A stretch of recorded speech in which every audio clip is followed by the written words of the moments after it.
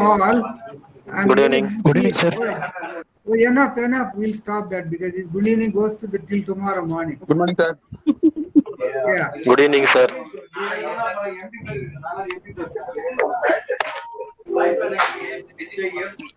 So, Hello.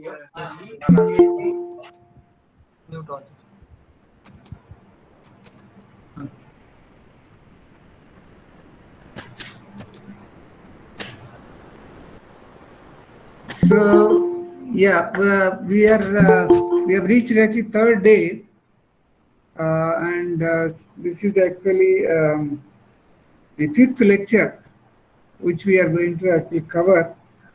And I'm really happy that the good number of people actually participating. And we have seen actually you are quickly reaching 250, and on top of that, moving to YouTube. The YouTube is actually, it is almost 2 to 3 folds of the regular number. And the first lecture, it was actually total about the 1150 students, roughly about 1150 students were there. And the next one is something like actually, it crossed there almost actually 1300 roughly, of course. So that is the way the number is going. All the lectures actually we crossed 1000. That shows the popularity of this workshop, and also how much this one actually relevant, and how much important is to the students. That we can see that. And I'm really happy, and actually you are making use of this, and we will be actually introducing many more in this direction. And today actually we have the resource person, actually my colleague will be actually introducing, and I only just actually introduce the address the students in general. And after this workshop, and we have many more we will be planning. It is not that we are also planning actually job fairs. We are also planning actually one more series of actually the abroad lectures. And we have actually the expert from UK, yes, that actually maybe another 1 month, it goes every week one lecture. 6th of May, we have a expert from US, maybe another one actually the following week, like that it will be going on. So without wasting much of time, actually I would like to request my colleague, Dr. Binu Jakaria, actually to introduce today's actually resource person, so that actually we will be starting today's lecture, and we can continue, of course. So over to Dr. Binu Jakaria. Thank you, sir. Good evening, Professor Ramaya, and good evening all our participants today. As sir has already mentioned, this is the third day of this workshop that we have had, and we started last Friday. We mentioned how many participants are keenly following these lectures, and they are joining regularly, and I'm also very happy to hear that many of you are joining and finding it useful. As I had mentioned in the inaugural session itself, we are focusing on 4 different skills, and each day we are taking one skill, and both the resource persons of the day will be talking about different aspects related to that skill. So we had already seen reading and listening last week. Today we are moving on to a very important skill, and that is speaking. It is something that a lot of people talk about, and they emphasize while talking about communication skills.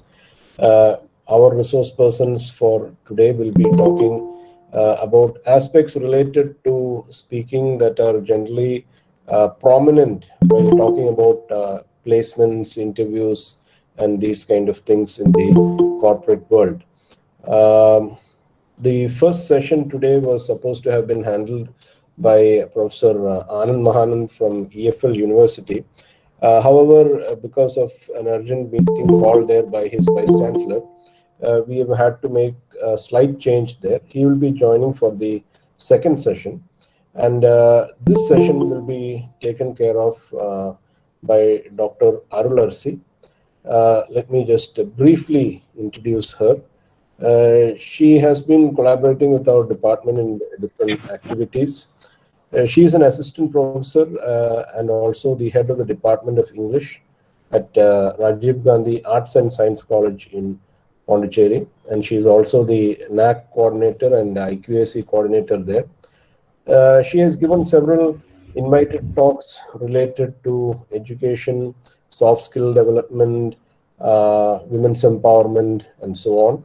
And she has also presented and published research papers in several national and international journals, as well as in conferences and seminars.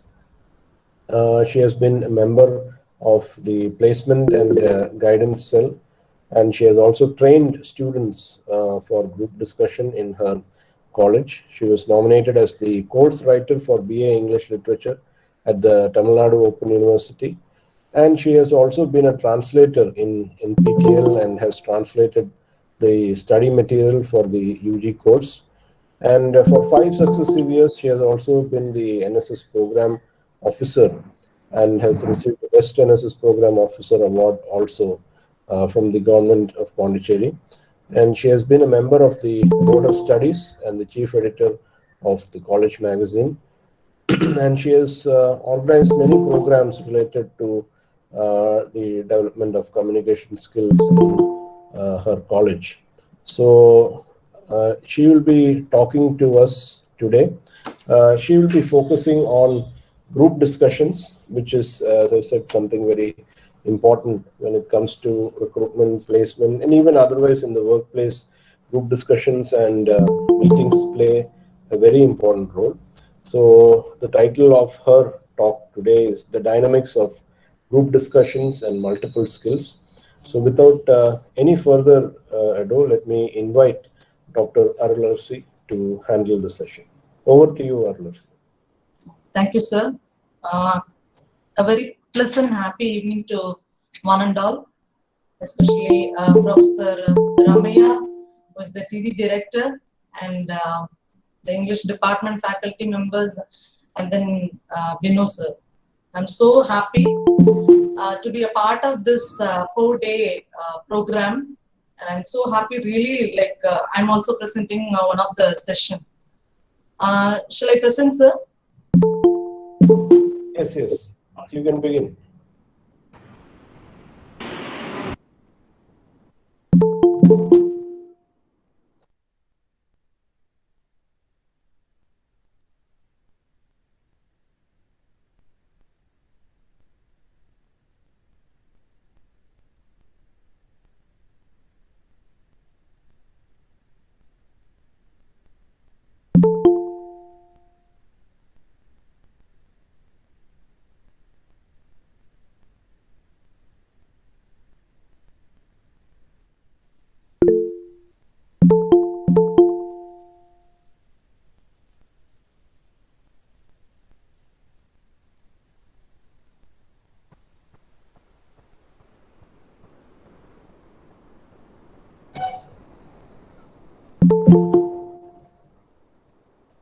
Sir, is it visible, my presentation?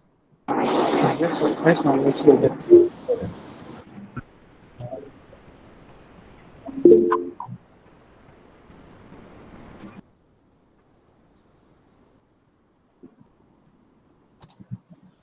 Okay, so today the very important aspect of speaking, as Binu sir told, you have already listened to listening, and now we are in the part of speaking.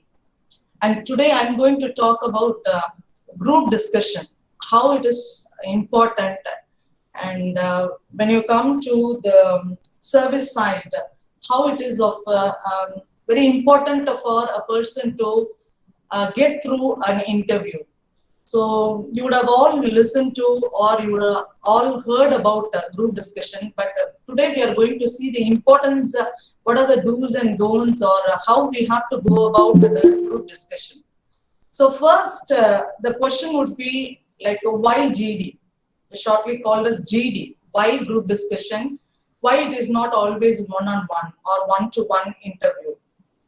So it is considered as interpersonal skills. First of all, they want to judges the interviewee.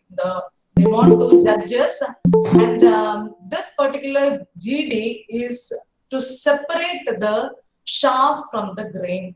We have to say, because they want to just cull out the good people, in the sense those who have the talent from the people who do not have the talent which they are requiring. So that is what their motto of conducting a GD. And when you come to it, it is like a mass elimination. It helps the companies to have a mass elimination, and they are looking for some requirements. So that is what why the GD is conducted actually. So we have an idea, like the moment we utter the word group discussion, the moment we say the word discussion, we just tend to go towards the word debate. It is like we consider the group discussion as a debate, but it is not so. You have to be very careful, because debate is among the two groups. There we can see who is going to win over the other. One group will be winning over the other. One person will be winning over the other. But the discussion is not so. Discussion is totally different from the debate we are thinking. And discussion, that should be evolutionary. It should give us some productive thoughts. It should be productive. It should be like knowing better. The ideas that we are going to put forward in the discussion group is to know better about the topic which they are going to give us. And to have a kind of a research attitude, we are going to have a kind of a research attitude. And there will be a clarification of the title which the interview will be giving. There should be some refinement. And the group discussion members, the team members, will be contributing so many ideas to the team. And it will be like adding some knowledge to the existing point. We will have some kind of knowledge about the topic which will be given to the team. But it is like adding some extra point to the existing knowledge. So on the whole, it should be evolutionary, as I was telling you, and it should be knowing better about a particular topic, a kind of a research, and then clarification, and then refinement, a contribution, and then adding some knowledge to the existing knowledge. So this is what the intro of what a GD is and how a GD must be. So you have to have a knowledge of what is a GD and how it is different from a debate, which is always a kind of a winning over the other. And this is done because they are searching for someone who is good at understanding why this GD and why this interpersonal skill is necessary for a company who is searching for the talents, because they want to have a person or people who is good at understanding or communicating at different ideas, because you will be interacting with so many people, you will be having so many people around you in the companies. So there you will be tending to attend so many different kinds of people, different kinds of ideas, different kinds of situations. So in that particular place, you should be having an idea of how to handle the particular situation, for which you need an interpersonal skill. So finally, we can see like a group discussion is meant for identifying the interpersonal skills which you have within you. So this is like a culling out, taking out the interpersonal skills within us. So this is the main motto of conducting a GD. And moreover, when you see like a GD, it is not something new to us. Group discussion is not something new to us, because it is already done in our family, with our friends, with our family members. You wonder how. Maybe at a dinner table, you can see like we would be talking about some topic or the other, or some person or the other, some topic or the other, some situation, some ideas. while the youngsters are talking about something, and the elders would be listening very carefully, even though they know much about the particular thing which the youngsters are talking about, they will be listening very quietly, and they would be a very good listener without interfering anything, like they will be listening. And later, at a point of time, they will just jump into the discussion in between, and they will offer some kind of a solution or some ideas about what the youngsters were talking about. So this already we have an idea of what a group discussion is, but we would not have listened to that. So this is what a group discussion is. So this is already done in our family. You just go and listen to your family discussion. That is the exact thing that is there with the group discussion that is going to be done in the team members, with the team members where you are going to attend an interview. So this is how you have to look at. And there are so many types of concept for GD. And before going to, for the preparation, before going into the interview, you have to have an idea of what kind of concepts or what kind of GD are there, ideas, concepts are there. So there are general types, and then there are opinion-based one, controversial one, that is called argumentative, or factual GDs, abstract or lateral thinking or creativity, case-based solution. So for which we can say, like for general type of topics, we can say, just for example, WhatsApp, Facebook, Instagram, and Snapchat are killing creativity. So this is a general topic. We can talk about that because everyone is familiar with the topics WhatsApp, Facebook, Instagram, and Snapchat, because nobody is there without all these things. You have some kind of idea about these subjects. Corruption is a necessary evil, and marriages are born, not made. So this kind of topics can be coming under general topics. And when you go for controversial topics, opinion-based, you can have your own opinion. And when you come to controversial topics of women or men, better managers. So the moment we say women and men, there will be some kind of controversy, and immediately everybody will be jumping into argument. So the perception of danger in different cultures, this can be argued, and ban of hijab, good or bad. So this kind of, the moment we utter these kind of topics, there would be some controversy, and we would be arguing about, and there will be an argumentation, okay. And when we come about the last one, case-based studies or case studies, say for example, COVID-19 and related anxiety cases among college students. So this is a very recent and trendy topic, we can say, because the COVID-19 and related anxiety cases among college students. Recently, I have a case study, like when I was sitting at my home, and a girl from my college, she just called me, and then she was asking me, like, I need to talk to you.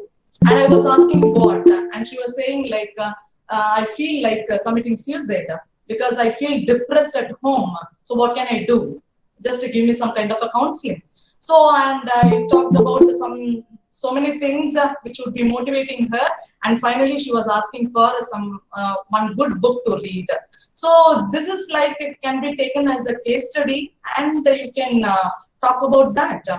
And there are some kind of things like dangers of advertisements on children's TV network. So these 2 years, children, especially the young children, around 4 to 5 years, and between 5 and 10, you can see they are always sitting in front of the television and looking at watching some kind of networks, TV networks. So it is all affecting the psychology of the students and the studies of the students. You can take that as an example. And very recently, we are coming to the summer, and related to that topic, we can take is summer camp education worth it? So because during summer, everyone will be going for some kind of a summer camp education.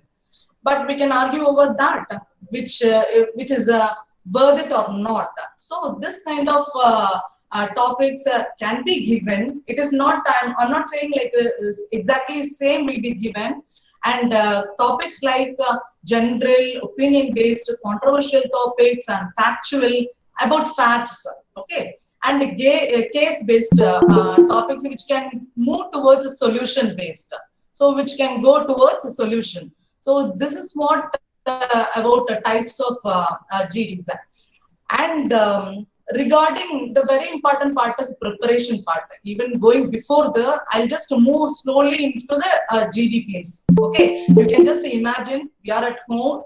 So first the preparation part, and then moving towards the place, the actual GD, and where, what should you do, the exact things. So that is how I have prepared. So first, preparation. How do you prepare? What is the preparation material actually? So what is how can we exactly choose the topic? Here we can say, nobody can say like this is what will be asked in this kind of a company, because any company can ask any topic under the sun, above the earth, anything. So what can you do? For which you can say like subject knowledge is everywhere. Whatever you see, whatever in the newspaper, you can just read the newspapers for updation. So there you can have a proper knowledge of everything. So you can current trends. What are the current trends? What are the current affairs? Like even for controversial topics, you can just read the newspaper, and then you can get to know about what is there going on in and around us. So GD is meant for how the person to test our knowledge, to some extent test our knowledge about whether we are having any sort of knowledge about this world around us. That is what they are looking forward. And even and knowledge about the topic. You should have some kind of knowledge. It is not like they are going to test only your knowledge. More than that, you will be, the interviewer will be looking for so many other things. Not only the subject knowledge will be asked, and they will be looking for only the subject knowledge, but also for other things. But mainly you have to focus on the content, for which you have to read a newspaper, magazines, and you can watch news, and then even you can just go about the advertisements, because then only you will come to know what are the things that are going around there in the advertisements, media. Okay, so then you can be selective and updated. That word is very important, updated, because you should not be like out of date. Things should not be in your mind, and you have to update day by day. And when you be selective in the sense, like you can just go for politics, and then you can take so many examples from the newspaper, and then reference books, and so many other things. And sports, education, media, international politics, finance, etc. and etc. And don't forget, whenever you take something, you read something, you see something, keep it in your memory, that always have the habit of keeping notes and update your information. So this is the more important. And next, so I have told you like this part of why GD and types of GD, and then I have moved on to the preparation part. What are the references we can bear from, we can get the subject knowledge. Now, preparation field. It is not like an easy joke or easy task. It is not a very easy task to get through the group discussion, because so many people are there competing with each other to get a job. So in that, you have to be very careful. So on one side, you have to prepare, and you should have a subject knowledge. On the other side, you should have the preparation field. What is the preparation field actually? Talking about right mindset. So this is very important. Right mindset you have. Okay, right. What is the right mindset I'm talking about? So you should always have the mentality like you can just watch over you should be aware of your behavior, and are you ready for the group discussion, for the interview? So for that field, exact field, are you prepared? So you should have the right mindset for that. And even you have to surround yourself with great books and great people and their speeches. You should not waste your time moving around with your friends, just roaming around without doing anything, without doing any good jobs. You have to surround yourself with good books or great books. I put within quotes great books because all the books are great. But there are some books which can give really wonderful materials to you, source to you. And great people. It is not that only reading books so you can have some knowledge. More than that, you have many people who are good at this kind of knowledge, which is taken from the textbooks. So you can just talk to them and then grab some knowledge from them, and then you can just note it down. And their speeches. And even you can just watch the speeches of great people who are giving, who are reservoirs of knowledge. So you can also just watch all over all these things in YouTube. And develop a positive mindset. This is very, very important. So the moment you think of group discussion, some kind of nervousness would be coming, and so many negative thoughts would be coming. But you should arrange your mind in such a way that you should have a positive mindset. You have to develop it. Even though you don't have that mindset, positive mindset, you have to develop that kind of a mindset for which you can read a lot of books. So you are, as I was already telling you, like you can surround yourself with great books. So when you're surrounding yourself with great books, so for sure you will develop a positive mindset. And then now slowly we have moved on to the spot. What is that spot on the spot? We are into the GD room.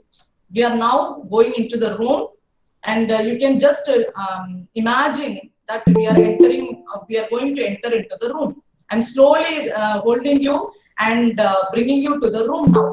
Just imagine that. These are all very important for you. And now the first and foremost thing that you have to have in your mind is be confident. You can have, you may not have that much knowledge about what they are going to ask, but still you should be very confident that I will do this, I will crack this interview in a very good manner. So I'm confident. So that kind of braveness, that kind of confidence should be there in your mind. So that is what I have already told you, like you should have a right mindset. So that mindset will develop your confidence and your posture. So this is very, very important.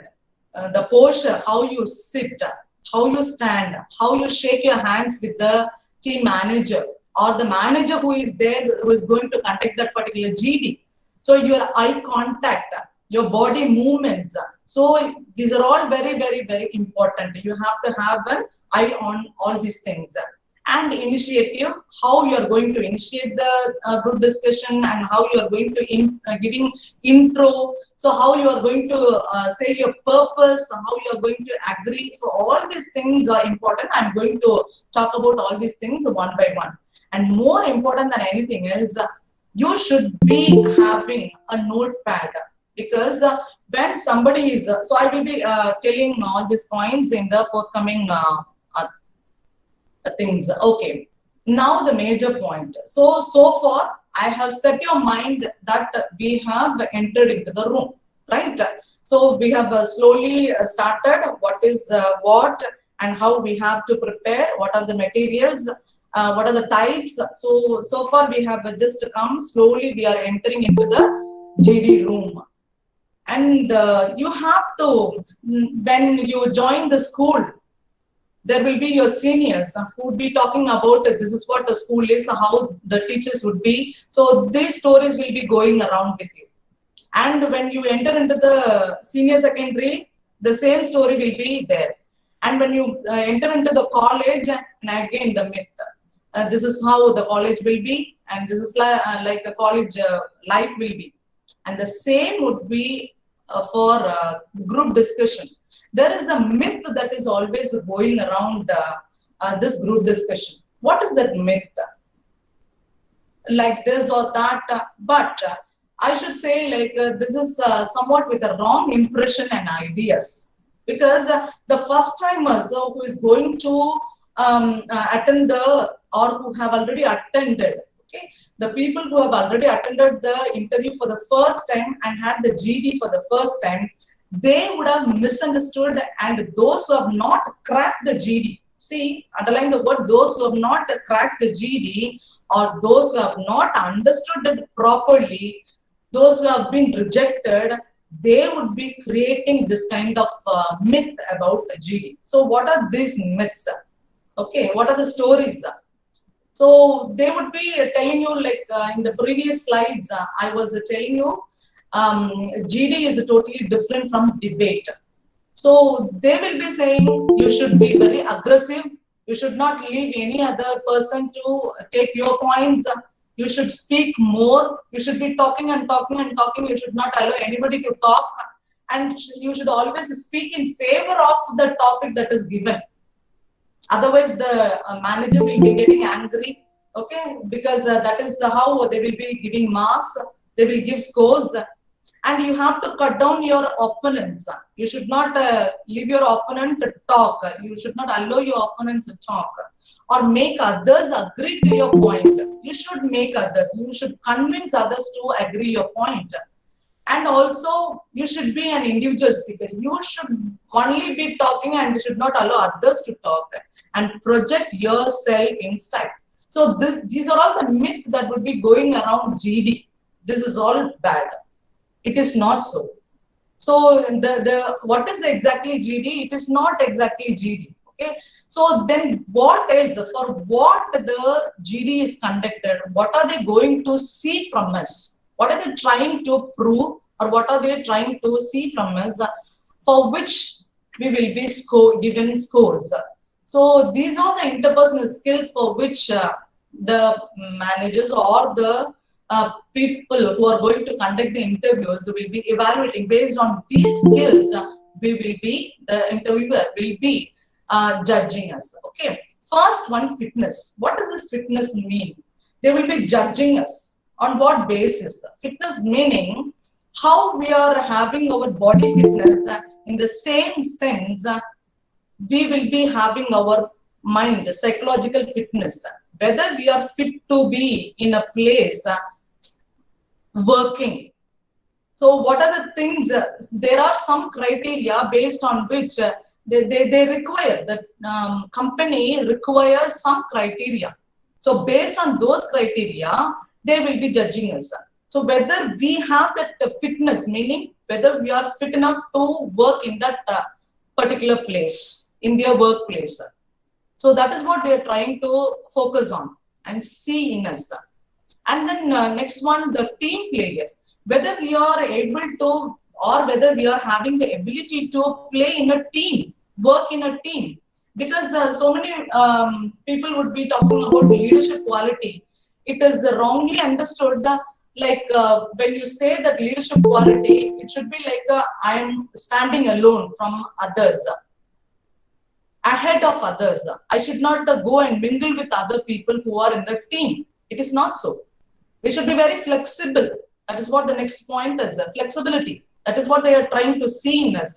So when we are talking with other people in the GD, they will be noting down whether we are flexible enough to coordinate with other people, whether we have the open mind to accept their points, or we let them other talk too. So that is what they are trying to say, see in us in the interview. Next one, the very important for which the program is conducted, communication skill. This is very, very important. So communication skill is very, very, very important. Even interpersonal skills can be say, when the moment I say communication skill, I thought of so many other things related to this. So when the GD people, the people who are conducting the GD, they will be having so many names to it in this kind of interpersonal skills, because it is goal oriented. They are going towards a goal. So it is goal oriented always. It is called the interactive skill. Whether we have the ability to interact with the people. I have already told you, like we are going to work in a place where we can meet different people, different ideas, and different situations. So whether we are ready to, or whether we have the ability to interact with the other people. So there will be a judgment related with the interactive skills. And this is also, these interpersonal skills are also called as people skill. So where we are gelling with, whether we gel with the people who are there in the company, in the workspace. So this is called a people skill or face-to-face skill. When I meet other person, whether we have the ability, I have the ability to face that people in a polite manner or in a pleasant manner, right? To be work done. These are all for what? To be work done. And social skills or social competence.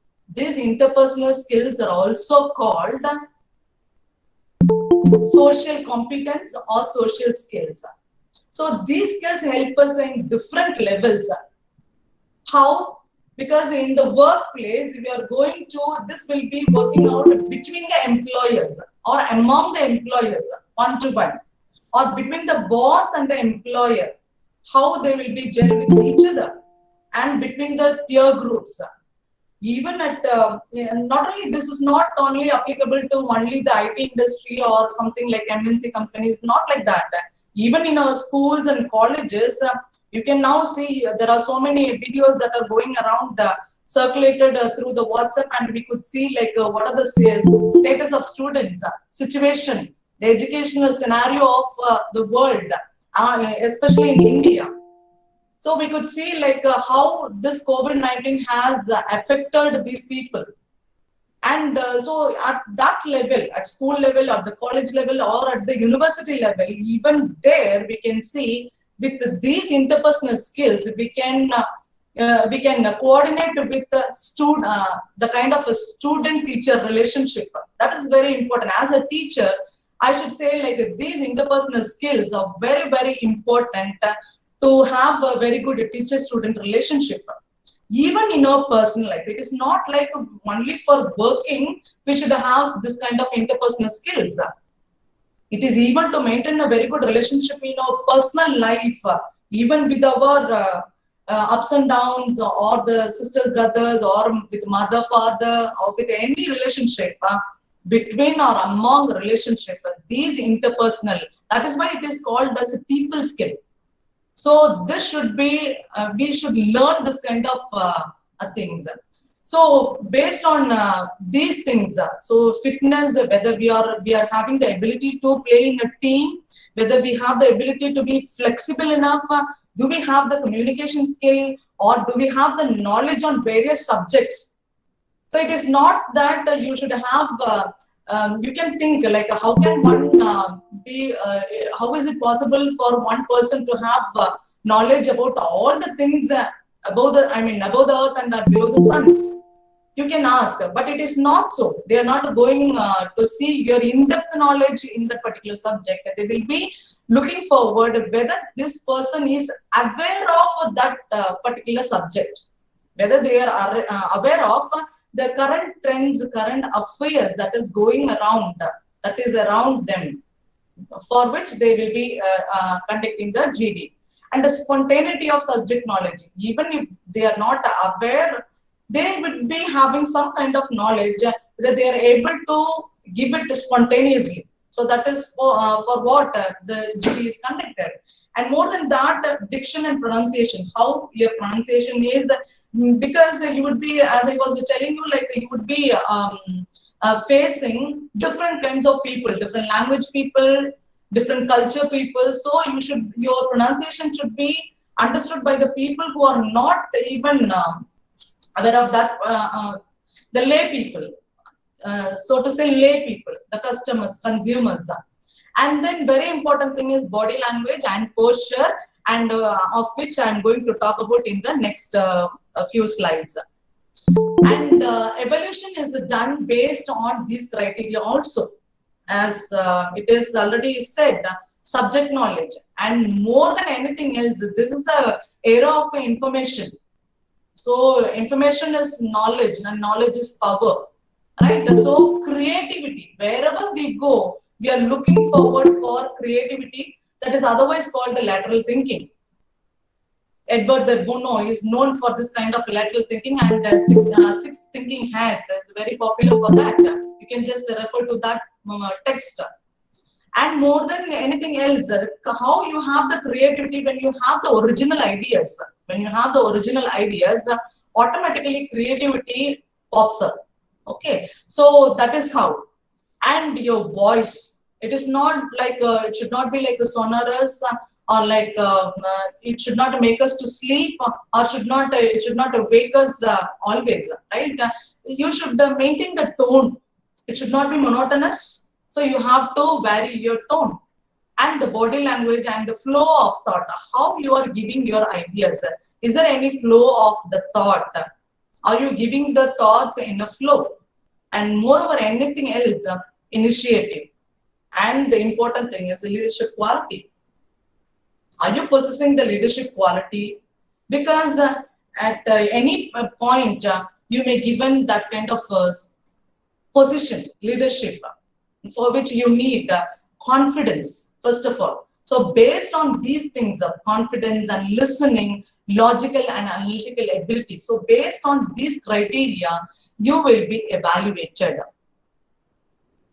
And now, so the exact GD is going to start now,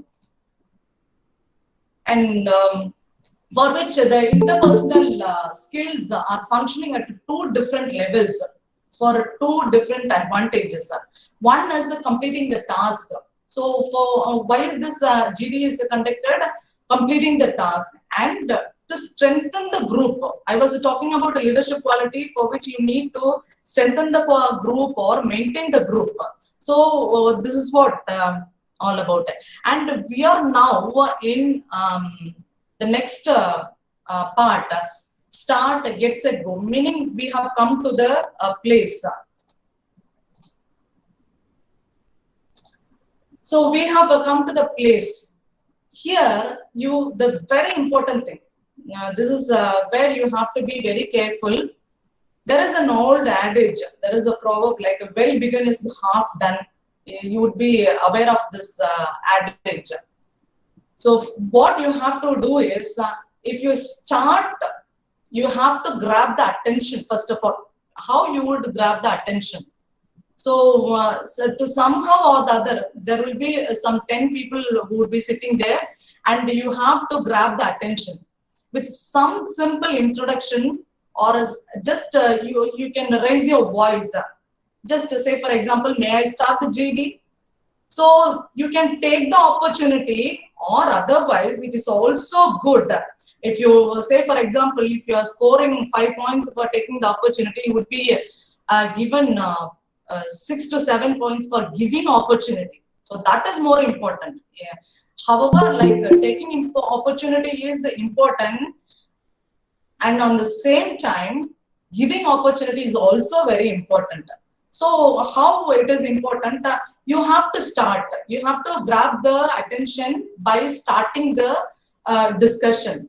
So if you start on a good note, if you can move the group to a right direction. So these are the very important things that will be noticed by the people who are conducting the GD. Okay, so if you have the ability to move the group to a right direction, it will place you in a comfortable pedestal. Like they will be having a very good impression upon you. Okay, fine. They are having this kind of initiative capacity. They are having the leadership quality to lead the group. This is to lead the group. So actually you have already scored. You can have the confidence that you have already scored there. The mark you have scored. So actually starting the discussion is a mark that you possess a leadership quality. You have the clarity of thought. So when you have the clarity of thought, you just start the discussion, or you have the subject knowledge about the topic that is given. So it is on the whole, it is a power play, like it is a powerful role to play this kind of initiator. So when the moment you initiate or start the discussion, so you have a powerful role that is there in your hand now. So it shows your initiative capacity, and in real time, Even in your real time, after you get the job, you can see like it would work too. Because to push you forward to a higher position, you have to always initiate that kind of a thing. And it shows always your confidence level, how confident you are to initiate a thing. Because it is not an easy task to start a GD. It is easy to talk about something when others are also talking. But it is very difficult to start unless otherwise you have the subject knowledge, you have the confidence, you have the ability to lead the group or to initiate the group. It is not an easy task to start the discussion. So it also says about you that you have the ability to set the goal for the discussion. So you have set the mood. Okay. So this is what you have to, this is where you have to concentrate more importantly. You have to grab the attention by initiating the thing. And the more importantly, you can say like how you can, I have told you like you have to grab the attention. So how you will be, you have made up your mind to start the discussion. But what are the ways to start? There are some 6 ways of starters. You can start the GD with a quote. It is always appreciable. So wherever you just begin a program or begin a festival, whatever it is, a big function, okay, so you can always begin with a quote. It will give a very good impression upon the people who are conducting the GD. And also you can go for a definition. It is not always you can go for a quote, but when it is a technical topic, a little bit of a technical topic, you can always go for a definition. You can just give a clarity of the topic by giving a definition.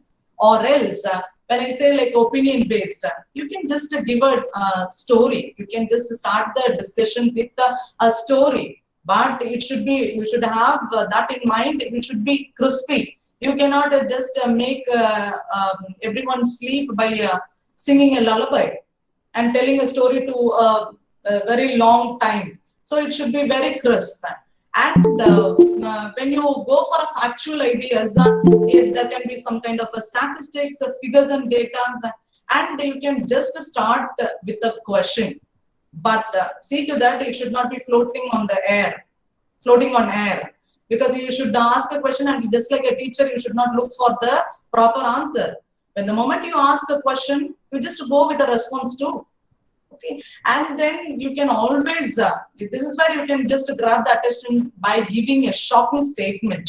You can just give a statistical data, and also this statistical data can be hand in hand with a shocking statement. So this is how you can start it. And so finally, what are the things that we should be careful about? Prove to talk. When you are there, you have started, so the GD has started. So slowly I have moved to the room, and then you have started, the GD has started. Now see to it, these points are to be there. Prove to talk. You have to talk in the GD. You should not just blinking your eyes and looking around everywhere. You should be a listener. I understand. But at the same time, prove to talk. So you are saying something about the topic. And speak as early as possible.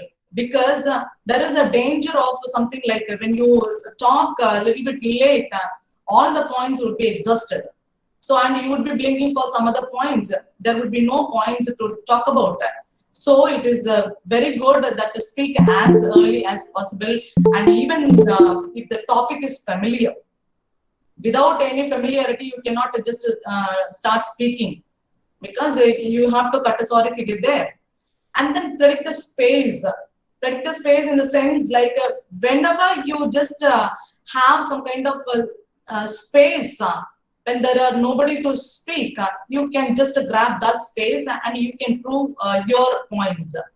And always mind it, you should talk about 1 minute and 2 to 3 times. So this is the correct approach. So you can talk about 1 minute, but 2 or 3 times. It is not that always you are talking and no others always listening to you. No, it should not be like that, because you should also be a listener. Because this is where these people are stressing the point, whether this person is a very good listener or not. Why? Because you are going to be there with the customers or the consumers. So consumers and customers, they won't listen to you. You have to listen to the consumers. So you have to be a listener too, at the same time talking. And strength of vocabulary. First few seconds, you just show your strength of vocabulary and not bombarded words like beautifying words. You should always be talking about that. And last, closing. How the beginning is important, just like that. As important as that is the beginning, closing is also important because it will last an impression with the people who are conducting it. So see to it whether you are initiator or listening or intervening in the sense now and then. For I have told you like 2 to 3 times you can just intervene whenever you grab the chance to speak. You can just intervene, jump into the discussion. It is not that you can wait for a long time and then listen to them. Whenever you just think that this point is not good, so you can just intervene, and then there should not be any repetition of that sort. You should not repeat one point throughout the GD. See to it, and you have to also see to it. You are having a backup. Okay, backup your points with the facts and figures. If you have that, you can just go about with the facts and figures. And more importantly, you should be very gentle. So that is the main point I just stressed in the first point. That is where this discussion is totally different from debate. So you should not be like angry with them and then just throw anything at them through words. Okay, mind it, through words. It is not so. You should be gentle enough to even to disagree their point. If you want to oppose their point, the opponent, or there are nobody called opponent there because it is not a debate. So there you have to be very gentle even when you are opposing somebody's points and maintain your composure. See to it whether it can be a controversial, more importantly in the controversial topics, you have to maintain your composure. So you have to be natural. You should not oppose like you are very angry at the point and then you are very concerned with that particular topic and concerned with the particular sect of people, and you are angry and you are going to be like a revolutionary. You should not maintain all those things. You should be very natural and you should be calm and maintain your composure. And see to it whether you are participating in that. Participation, it doesn't mean only the talking part, and it also points out to the listening part and magical words. This is applicable not only in the GD but also to your personal life. It is my personal request. So magical words. What are those magical words?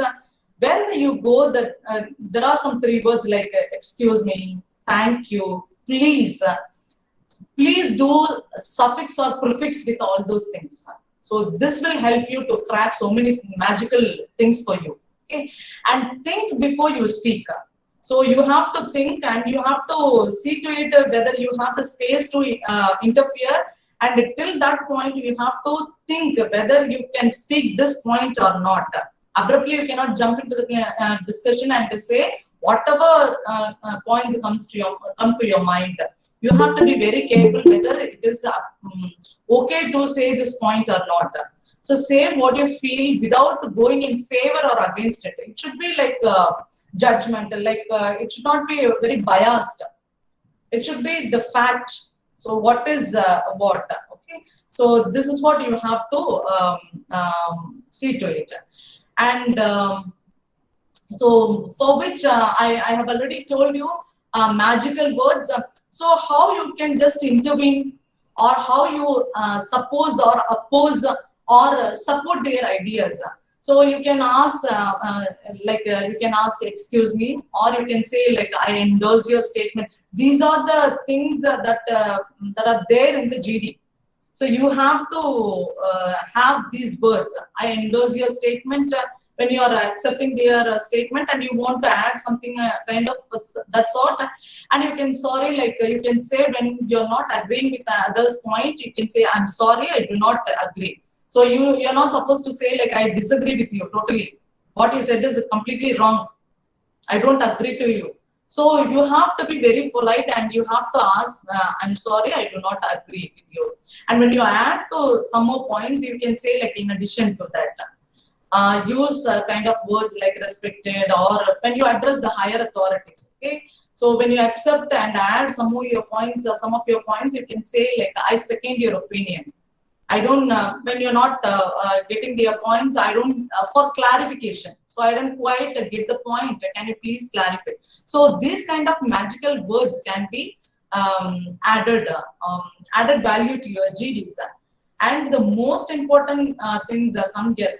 Everything is important. You have to say like, from the beginning, you are saying like very important, very important. Yes, of course. All the points are important because you're going to prove your metal just for within 10 minutes. So everything is important. So you have to be careful about all those things. So GD etiquette, there are some GD etiquettes meaning your body language and the confidence. What kind of a body language you have to maintain there. So still lack of time, I'll just rush. Body language is as important as the verbal communication. You have to see like you can have knowledge, you can be an encyclopedia in a particular topic, but it is not, it doesn't mean that it will fetch you a job for sure, because you should always go with this kind of a body language, because it is the essence of non-verbal communication. So through our body only we just emit the things like whether we are agreeing or not, whether I support this, whether I'm irritated, whether I'm happy about it, whether I'm energetic, whether I'm enthusiastic about this GD, or I'm bored. So all these sort of things will be emitted from our body. So that is very important. Remember, you have to keep in mind that when we refer to communication, only 7% verbal and 93% of non-verbal is taken for granted. So very important is body language. Only 7% of what your knowledge is accounted for, and 93% how you are going to be there in the GD. So how you are going to conduct yourself in the GD, that is more important because it accounts for 93%. It doesn't mark any mark value, but I'm just telling you. And actually that is what reflects in your overall personality, because of your body language is what you are. Because it is our body, so it is what we are. It is our character that will show. And positive postures and gestures are a sign of confidence. So how confident you are. Even when I'm talking to you, how confident I am, how I am sitting. So these are all taken for granted. So how you are showing your, waving your hands. So how you are having your eye contact. Are you just looking down? When you're looking down, it shows that you're not interested in the GD. And when you're just blinking, you're confused. So these are all the things that will be like taken for account by the people who are conducting the GD. So posture, that is very, very, very important. More importantly, there are more number of, I heard from Binu sir that many number of management students are there. And for them especially, the management professionals, and they are supposed to be calm and composed even when they are under high level of pressure or stress. They will be having some kind of a stress, or even they will be tensed because of some problem. And even when that kind of moment, you should be calm and composed. So you have to maintain that.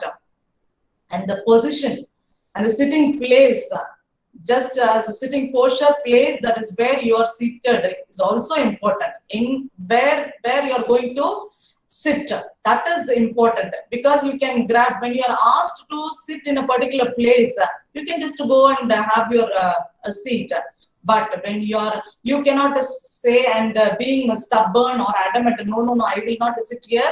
I will only sit there because that is the comfortable place for me, convenient place for me. Here, I don't feel comfortable. You cannot say that. You just go there and occupy the space where it is shown. But at the same time, when you are given a chance to make, you have to be prudent enough to choose yours. So which is the correct seat to occupy? The corner seats, the head seats, we can say. The ones that are at the extremes, not the surrounding part. When there is a table like this, there will be two seats that will be placed facing each other. So two corners are having the advantage of feeling powerful. So maybe the head of the family, they will sit at the dinner table. Okay, so the head, as the head. So somewhat it defines the starting or ending of the group. So that is why this sitting posture is also important. Sitting position where you are sitting, that is also very important. And posture, you have to maintain an upright posture. You should not sluggishly where you just sluggishly laying your body on the chair. It is not so. You have to sit upright. It defends your energy, your power, how energetic, how enthusiastic you are about the GD, along with the people. But you should not make yourself too rigid. It does not show your adamance or stubbornness.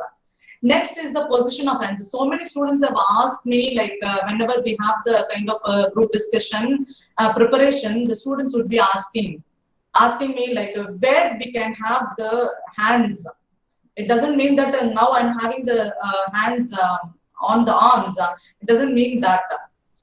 Okay, which is the right position to place our arms, our hands? It is on the thigh. But not always. See to it, not always you should be having your hands on the thighs. It also shows you're not interested. You have to gesticulate properly. You have to show your hands, you have to make gestures, but not too much gestures. That is also like a backfire, right? So too much gesticulation may also have a reflection or projection that you are an impulsive person or lack of gesticulator. If you are not doing that, it will also say something about you, like you are not comfortable while you are expressing your self. So that is also you should be careful enough. So in such ways, you have to prove your involvement and interest, your energy, your power through your posture and gesture. So this is why I told you like 7% of the verbal communication is important, and 93% is important for body language, because through body language you will be saying like I am interested and I am involved and I'm having the leadership quality, I have the ability to initiate, I have everything that you need to have. Your requirements are fulfilled. So that is where you have to be careful of this body language. And what are the do's and don'ts that we have to be? So please do not be afraid of the things like mental toughness. The moment you enter into the room, sweating, you will start sweating. So need not afraid of anything, because you should not have the fear of failure. Just give a try. That is enough. And the fear of public speaking, if you have that, be shameless. Who is going to say anything of talking? Okay. So be shameless and just whatever you think, practice at home. It is not that whatever comes to your mouth, you can just spill it out. Just practice, but you need not afraid of the public speaking. So you have to grab hold of that opportunity and you can just give a try. And what you should not do not be so loud. Here I am talking because it should be audible. But when you are sitting face to face, see to that your voice is not aggressive and overboard with enthusiasm. Somebody will be like a mismatch of facial expression and their words. So you should not be overboarding with enthusiasm. If you are familiar with that, this is what happened in the exam hall. So that should not be happening in the GD room. And don't belittle the other speakers. And speak first. If you are unfamiliar with the topic, please do not do that. Please just listen to others, and then you can have collect some idea about the topic, and then you can start speaking. It is not that you have to speak first. It is not a compulsion. And change your opinion. Do not change your opinion. In between, first you would have told something else, and immediately you would be saying something controversial to your own point. So contradicting your own point. So don't do that, and do not ask irrelevant questions. When the GD is going on in one direction, you should not make it in the other way around. And do not use the fillers often, like okay, so that sort of fillers you're not supposed to use, because it will show that you do not have subject knowledge, or you're not having like subject knowledge, or you do not have confidence in that particular topic. You're not interested. You don't know anything about that particular topic. So it will reveal all these things when you are using fillers more often. And do not get nervous. If the previous speakers have presented their points in a better way, don't panic yourself. Please be calm. Please be composed enough. And then grab your energy, and then you just talk in your own way, because originality scores you a lot. That is what you have to do. You should not like seeing others. I will also talk something in a better way. You should not do that and exhibit your emotion, like how you feel like about the GD. So this is not like I'm summarizing, but how you have started. There is always like a score which you can score place, summarizing point, concluding the point. So summarizing what you can do and what you should not do. So highlighting the important points. It can be for and against. Say something you have talked about and you have for, say for example, this COVID vacation. No, I just call it a COVID vacation, meaning 2 years. No, this is a long gap. In this vacation, something is the online class. This is a boon or bane. Just a topic like that. So when some participants will be speaking about a for, okay, and somebody will be speaking against. But you should not. You would be for or against. But when you summarize, see to that all the points are added, all the major points. Not again you are going to back to the from the beginning point. See to it you are highlighting the important points, major points, and the important points to be added. And grab or take the opportunity to summarize, just like the starter, and describe the GD with adjectives. How it was. How was the GD? It was like, you should not just say like it was very boring. I was bored or irritated, something like that. How with the good adjectives you can just describe the GD, and also you can just thank the co-participants. And what you should not do. Do not add any points in the summary.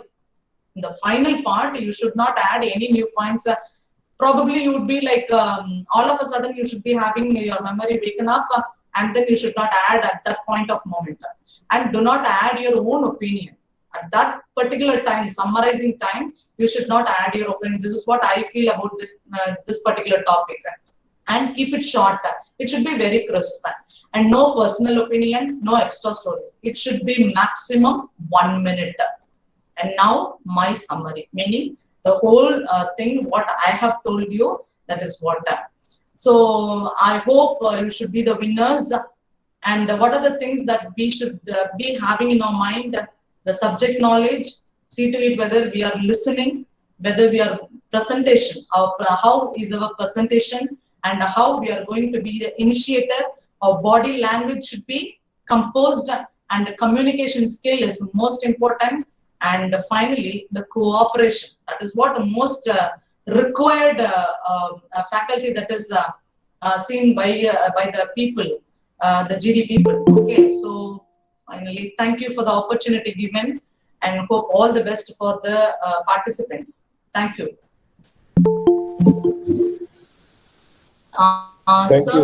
Thank you, Dr. Abdul Kalam. I think participants, if you have any questions, you can either maybe you can type it in the chat box, or if you want to unmute, you can unmute and you can ask also.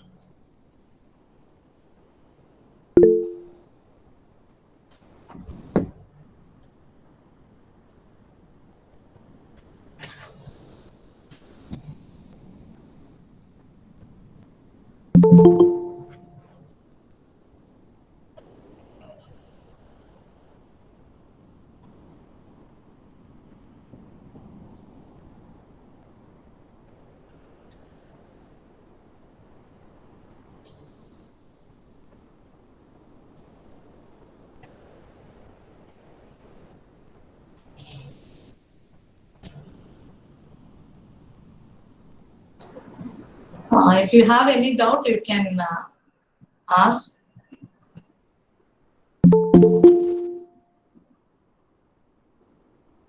Hope you are satisfied with the presentation.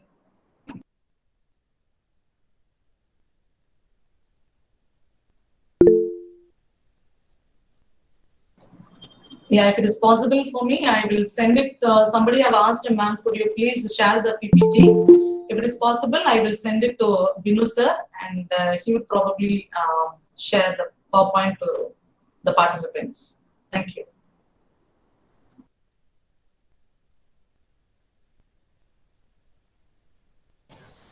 I can pass on the slides to DD and then it can be shared. Okay, sir.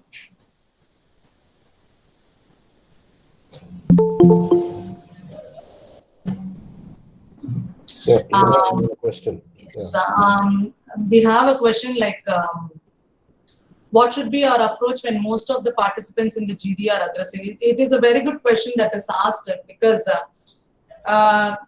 there is a situation which you may face, like other participants, co-participants would be aggressive. So as I have already told you, like you have to maintain your composed mind and then you have to grab the opportunity. This is a very good opportunity for you because you see, when they are aggressive, when you are composed enough, you are emitting a very good quality and you have to smoothen that group discussion by giving some positive points about that particular topic. So you should not also be aggressive. So that is it. Have I answered your question?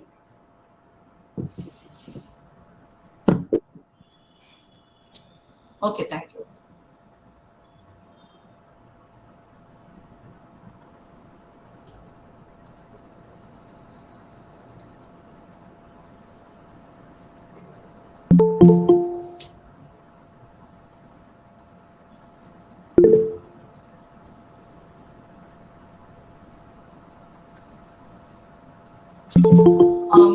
Another one question, sometimes we may not get the chance to speak. I have told you, like, it will not that they will ask you to speak up. You have to see the chance. In somebody, there will be a little pause between the speeches, meaning when one person stops, at least to take some breath, you just grab hold of that space, very minimal space. But you should always say, you can say like, excuse me, I would also add to that point. You can just say, interfere or intervene in between. So that is also there. And one more person have asked, may you explain the difference between interview and the GD? See, the GD is one of the parts that is conducted in the interview. So it is not like a GD is the interview. Even before the final interview, the one-on-one session, this is that is how I started first. This is for mass elimination. Okay, so when there are some 100 people are there, they wanted to eliminate so many people. They will be conducting GD, and from among them, say some 10 person would be there in a particular team, and of that sort, 10 teams will be there. From each team, they would be selecting some 5 or 3 or some people like that. Only 3, 2, something like that. So from there, they can collect around 10 people, and among them, they will be selecting one. Okay, so this is how they will be using, and it is not like interview is separate and GD is separate. GD is part of the interview. Thank you. And if someone discussing a topic to make any wrong opinion by influencing that was correct, he is saying how to smoothly stop it. If you have a strong opinion, strong knowledge about that particular topic, you can politely place your opinion. That is how you can smooth it. Even though they are very rough, you can just place your opinion very politely. So this will leave a very good impression upon you, and obviously that is going to backfire for the person who is going to say the wrong opinion. So you need not worry about that particular person. You are very empathetic. Okay, thank you.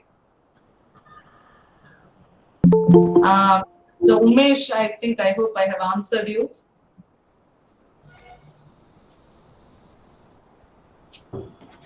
Any other question? Another 2-3 questions are there. Sir, another questions? Yeah, any other questions in the chat box? How it's to not use coming. No, sir, it's not coming for me. how to use Umesh this topic? After that, Johnson has asked. Okay. how to use this topic in classroom between students and teachers. Okay. So what I have told you, like there are some qualities, politeness and things like that. So you can just Oh.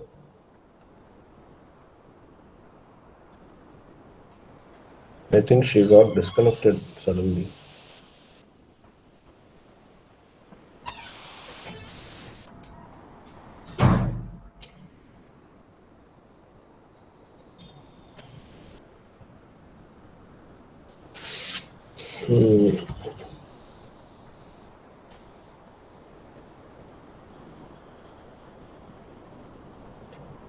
Sir, I think she got disconnected as she was answering that question. No, she had to reply some more questions, or it's already done. Yeah, just another 1 or 2 questions only. Then she got disconnected suddenly. No, if the students wants, we'll reconnect. She can also. She has got the link. She herself can get in. No problem. Got the link, yeah. It's only 189. Plenty of the lines are there. No problem. Being a host, actually, there is no limitation for her. Just ask her.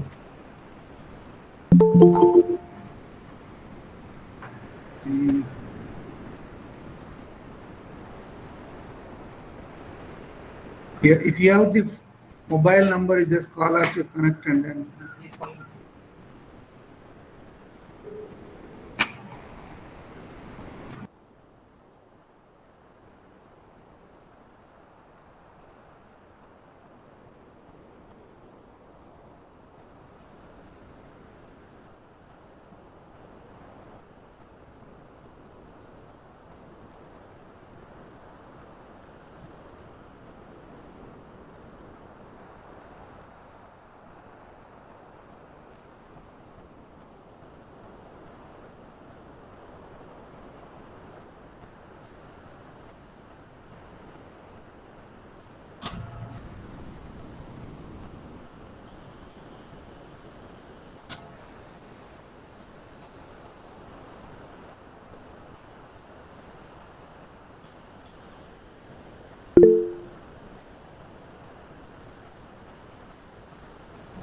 Sir, I'm unable to get connected over the mobile. Okay, sir. In that case, we can maybe.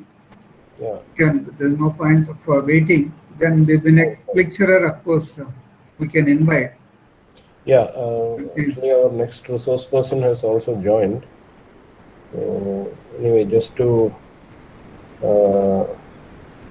summarize what Dr. Arlursi said, it was a very informative session, no doubt. She talked about not just the actual participation in the group discussion, but also the importance of preparation and interpersonal skills.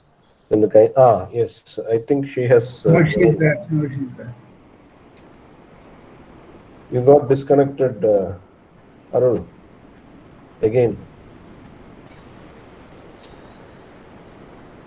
Can you hear me, Dr. Arlursi? No, she has to unmute. She's actually. Yeah, please unmute. sorry, sir. I have rejoined. Something happened to my system. Okay, no problem. That is why, sir. Some more questions are there. If you read, I can respond to that, sir. One was like how to use this topic in the classroom between students and teachers. You were talking about that. Sorry, sir. Can you just come again, sir? How to use this topic in the classroom between students and teachers. Okay, so I just answered, but maybe at that part I just got disconnected maybe.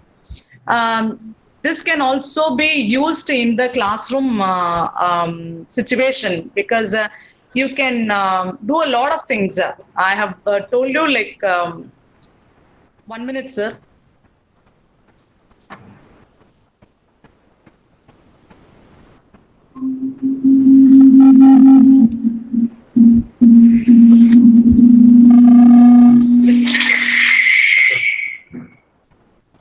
Sorry, sir. Am I audible, sir? Yes. Okay. So through our body language,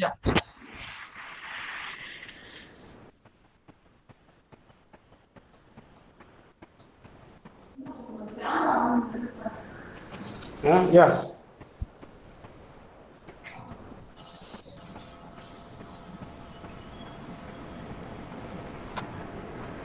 You're not audible now.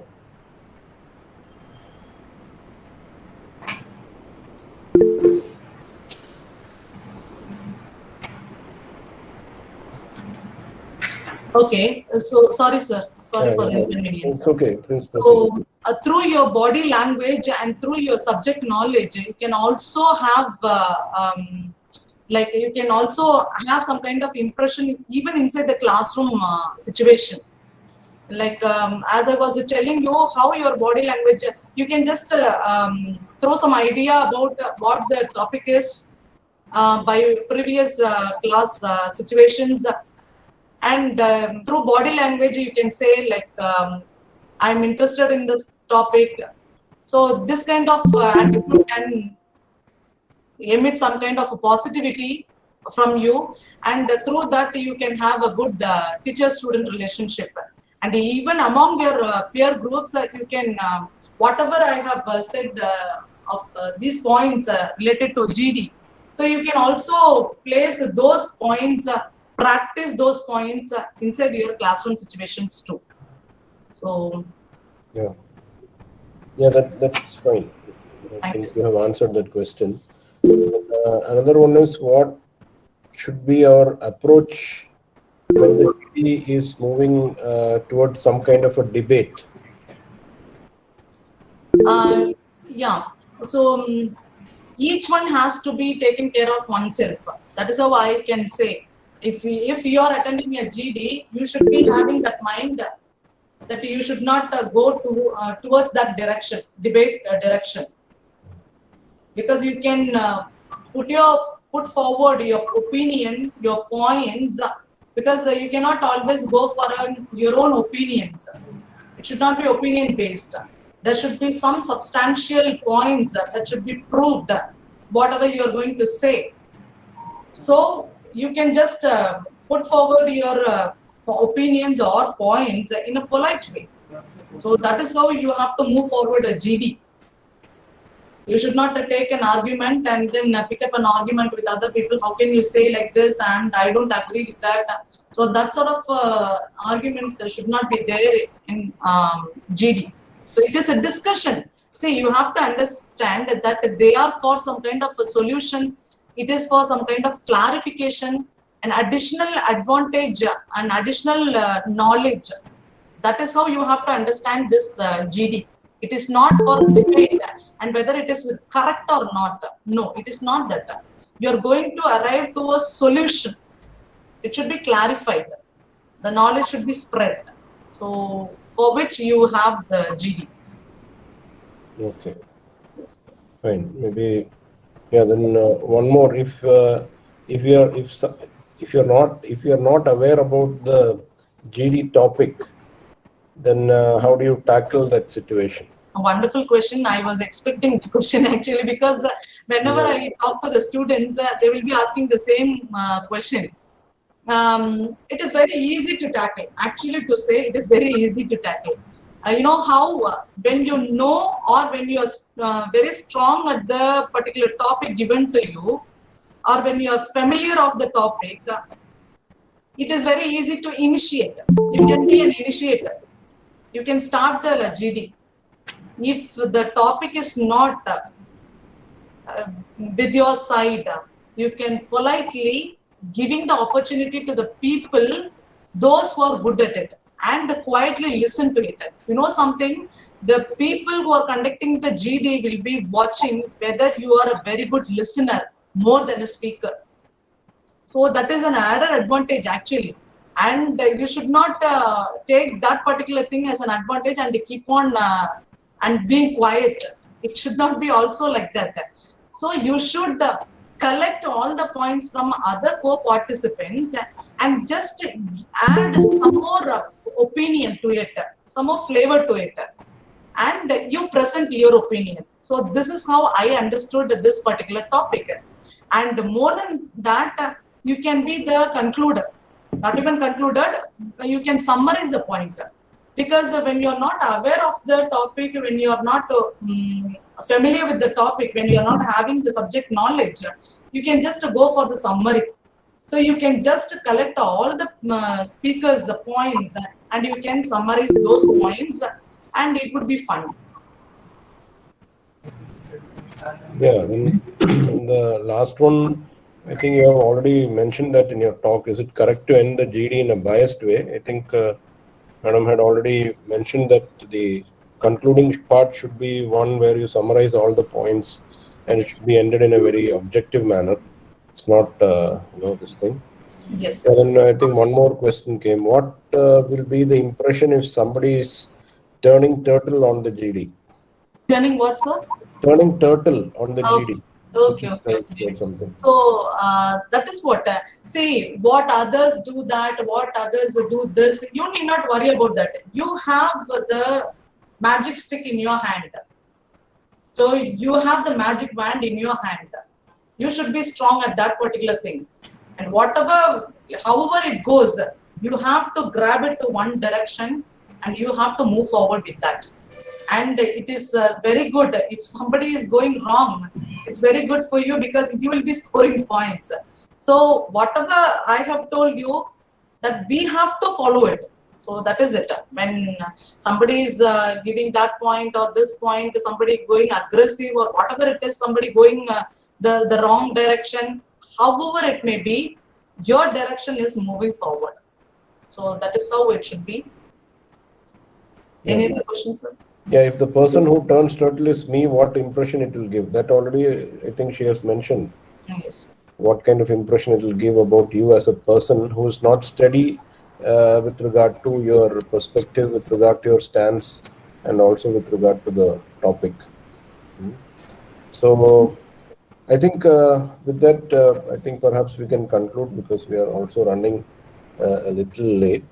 So thank you very much, Arlarsi, for a wonderful talk. You spoke about so many aspects related to group discussion, as I was just mentioning, not just the actual participation, but also the relevance of preparing well for it, interpersonal skills, body language, understanding the topic, and how a person can contribute to the discussion in a very effective manner about staying focused, and also about the various do's and don'ts to be followed, in the course of a group discussion. So thank you for being a part of this e-workshop and enlightening our participants about group discussion and various aspects related to it. Thank you very much. Thank you so much, sir. I'm so happy to be the part of this program, sir. Okay. And I'm so happy about the questions. Yes. That is why I can understand that they have listened. Yeah, that's right. Right. Thank you very much. Thank you, Professor.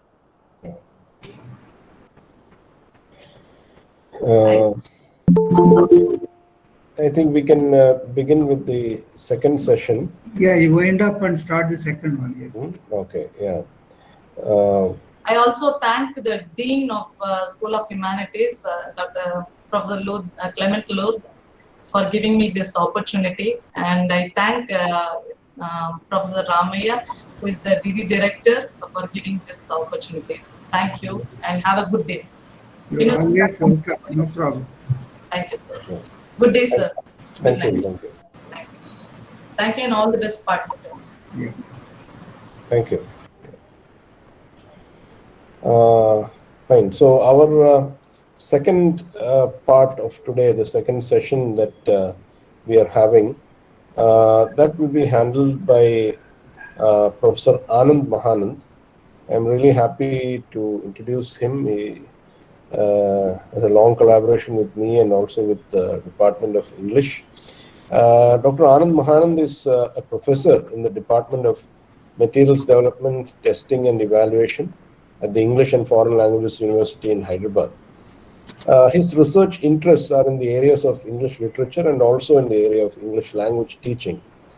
He has conducted and he has guided research projects in fiction, folklore, multilingual education, academic writing, communication strategies, and emotional maturity. And he's also the author of several books. Some of his more important books include English Through Folk Tales, English for Academic and Professional Skills, and Literature for Language Skills. He has also translated 2 collections of folk tales and 2 collections of short stories. He has translated texts by noted authors like Ruskin Bond, Gopinath Mohanty, and Pratibha Ray. He is a member of the Board of Studies of many universities, including the University of Hyderabad, Geetham Deemed University, Assam University, and Hindustan University. And he is also the executive editor of a peer-reviewed online international journal called Lokaratna. So I'm happy to introduce all of you to Dr. Anand, and he will be talking to us again on another aspect of speaking skills. His focus will be on effective presentation skills. So without any further delay, let me invite my good friend, Dr. Anand Mahanand, to handle this session. Good evening, and thank you for this opportunity. Dr. Vinay Zakaria, Professor Ramaya sir, Professor Clement, thank you for this opportunity, and I'm happy to be here. I attended some parts of the session taken by my previous speaker, Madam, and it was very beneficial for me also, because I can connect. In the earlier speech, you learned about how to attend a group discussion or how to participate in a group discussion. In this talk, we'll be learning about how to make a presentation. So I shall share my screen. I think Madam has already stopped sharing, so there will be no problem.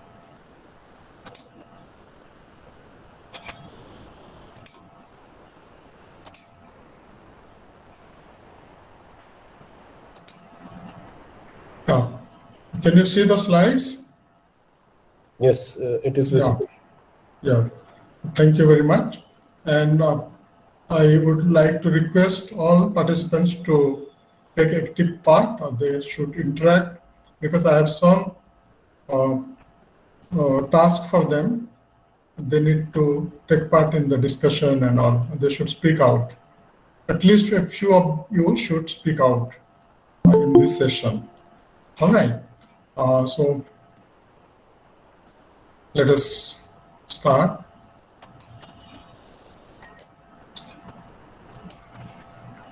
So these are the objectives of my talk. The objective is to give a few practical tips for effective presentations, make participants confident and ready for presentations through practice, and help participants overcome some fear factors about presentations. So there are different types of presentations. You have short presentation like jam session. You call it just a minute activity.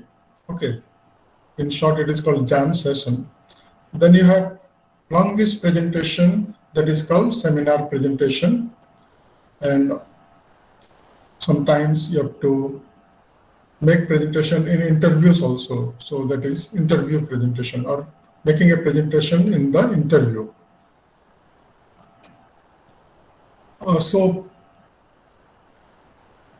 whatever presentations are there are certain common things we have to follow, certain common tips we have to follow, and I'll be talking about that.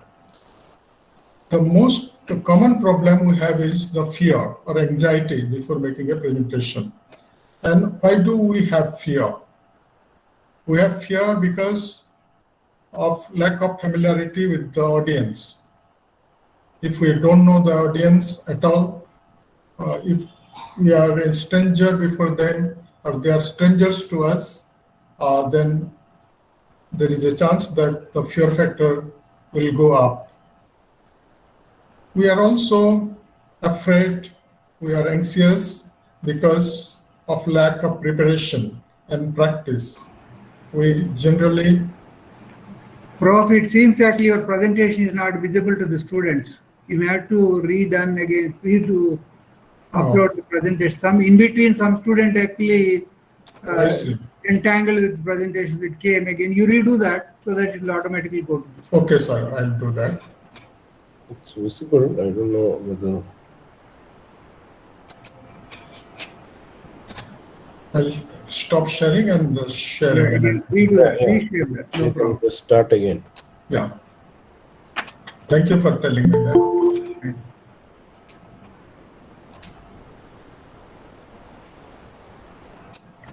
Now can you see the slides? Yeah, it's coming up. Yeah. Good. Yeah, it's coming. Yeah. So how to overcome the fear? So all these problems are there. Just a minute, I'll go to the previous slide. I was talking about the previous slide. Yeah. Yes. This Yeah, one. lack of preparation and practice. We don't make adequate preparation. Then we are in a hurry and we go without preparation. Then obviously there will be anxiety, there will be fear. We also don't get time for practice sometimes. We need to practice. We need to tune our presentation, make adequate practice again and again. Sometimes some people practice in front of the mirror. They practice before their friends and colleagues. They have mock interviews, mock presentation, and things like that. So those things are helpful and we should try to do that. Sometimes we are conscious of our limitations.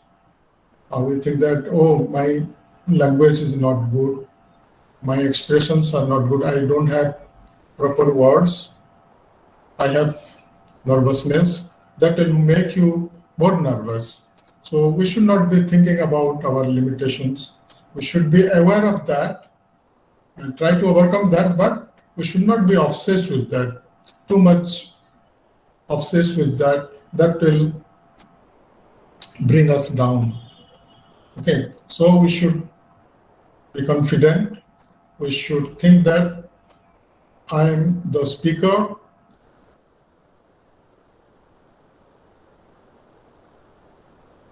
In a very clear manner.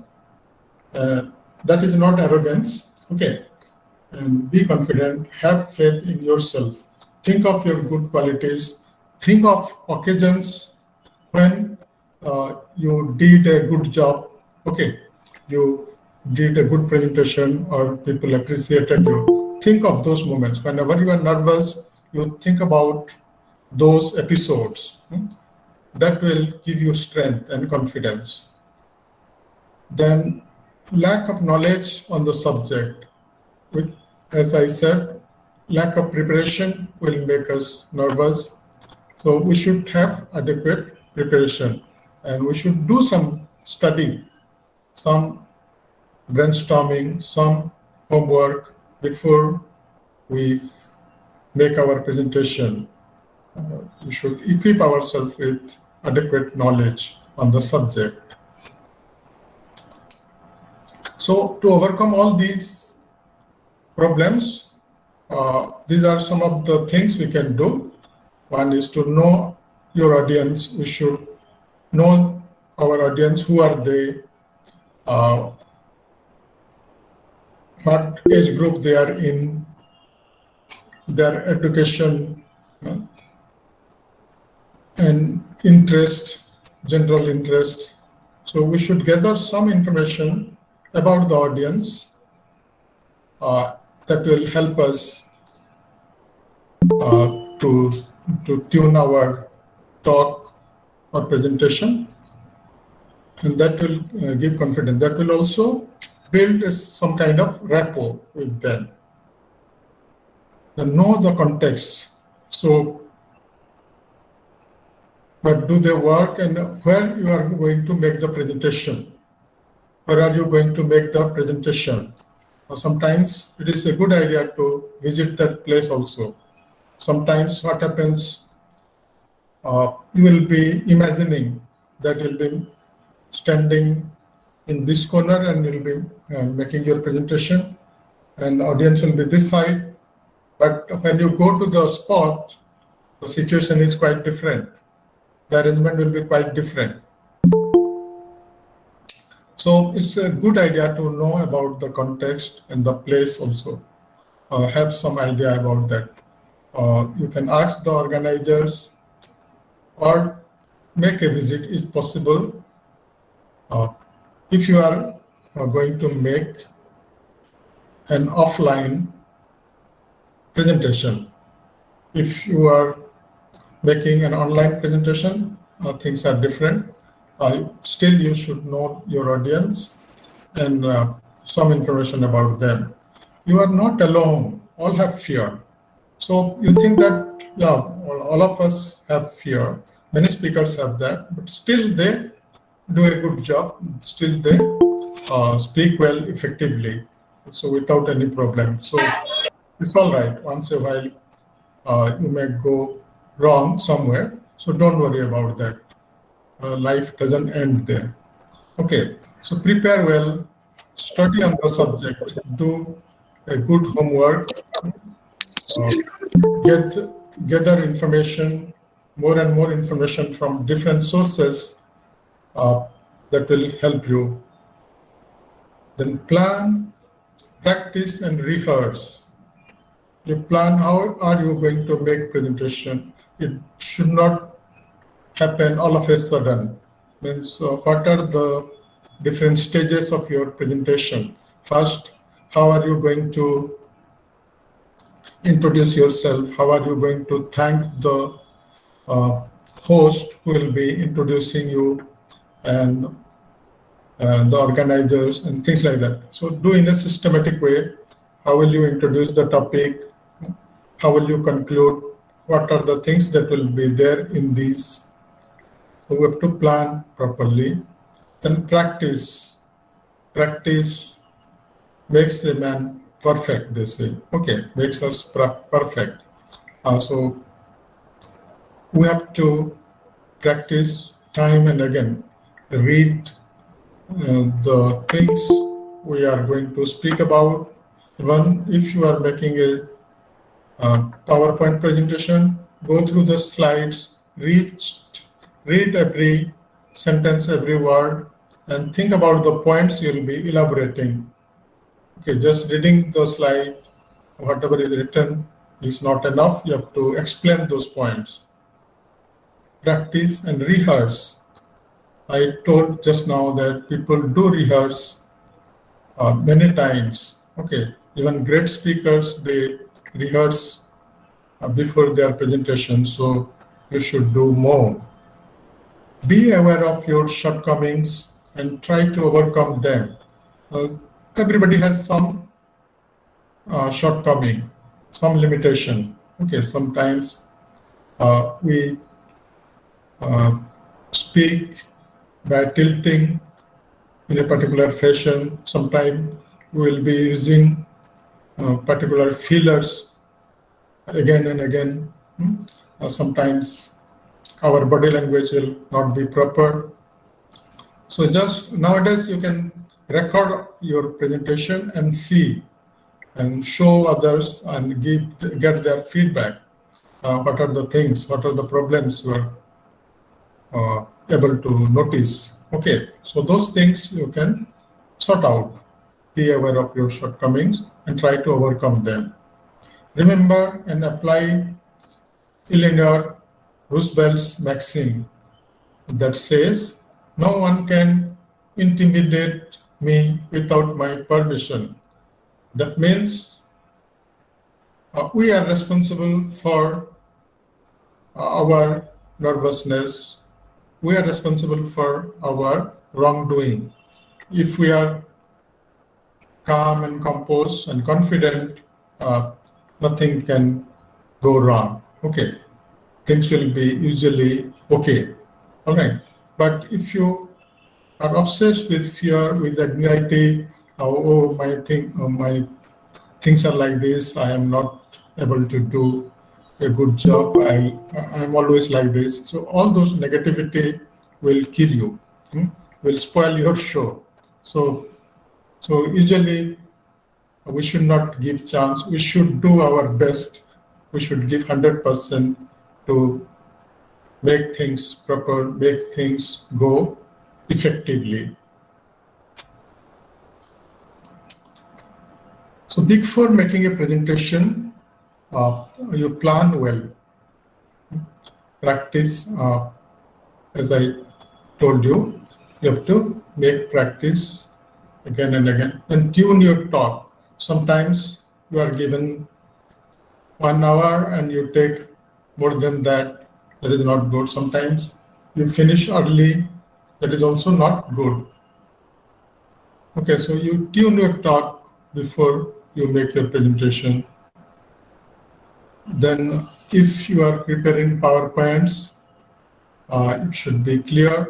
Then you can include some pictures that will be more effective, that will be attractive.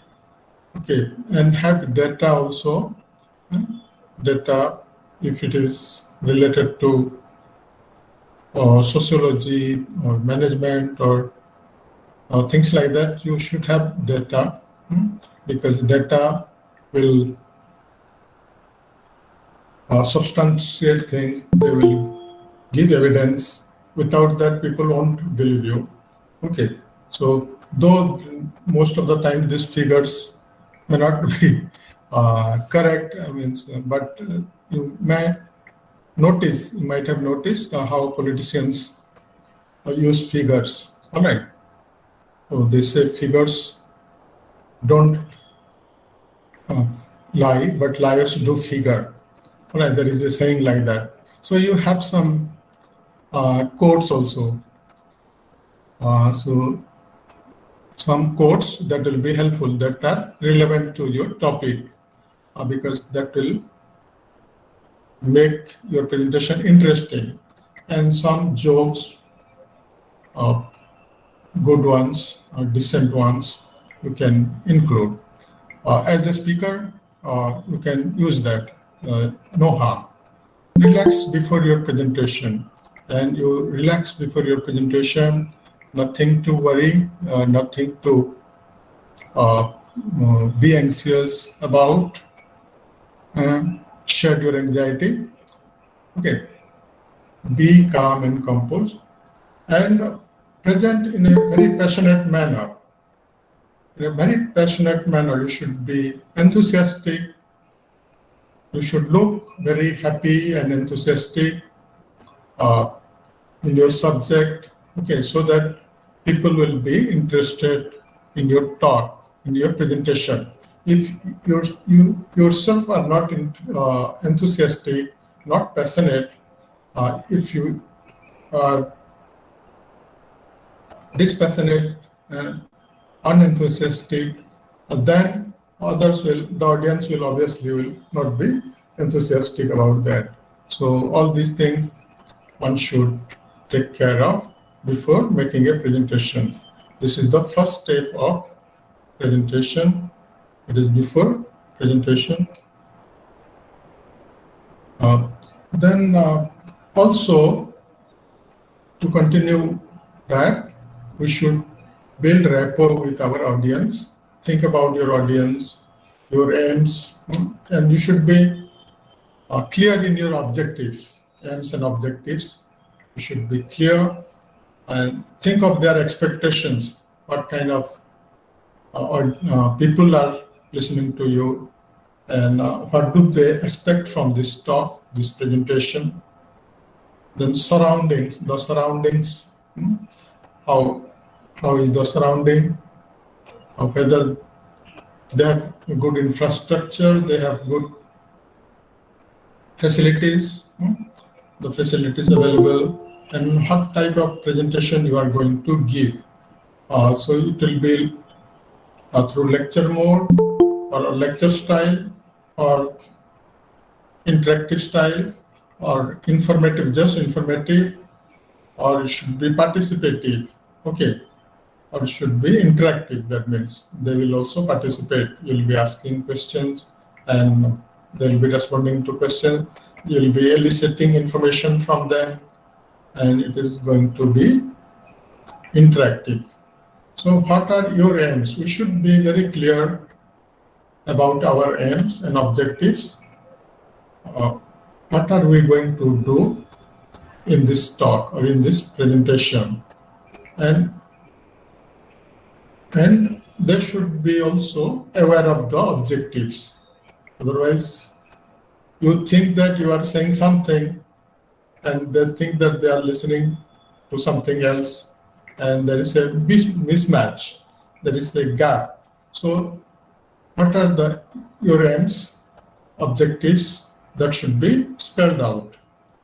To inform, you want to inform them, to inspire them. Some people give inspiring speeches, that is just to persuade people and things like that, or to entertain them. There are different kinds of speakers, presenters, who can entertain them. Their motto is to entertain them. Maybe to demonstrate and prove. You want to prove a point through arguments, through evidences, and maybe to persuade them. You want to promote a product, so you persuade people by telling the merits and the good things about the product. So how do you want to do that? How do you want the audience to respond in between? So in between, would you like your audience to respond to what you say? Do you want them to interact? Then you should invite their comments, their responses in between. So all these things one should be clear about before making the presentation. Then key features. Know the subject you want to talk about, make things crystal clear, use examples, connect ideas. Use examples because examples will help you to make things clear. Then connect ideas. Connect ideas or associate ideas. For example, you are giving, you are talking about a place, let's say Hirakud Dam or something. Okay, so you connect that place to some ideas. Okay, you say something about that place. My friend comes from that place, and we used to have a lot of stories about the dam, how it was built and all.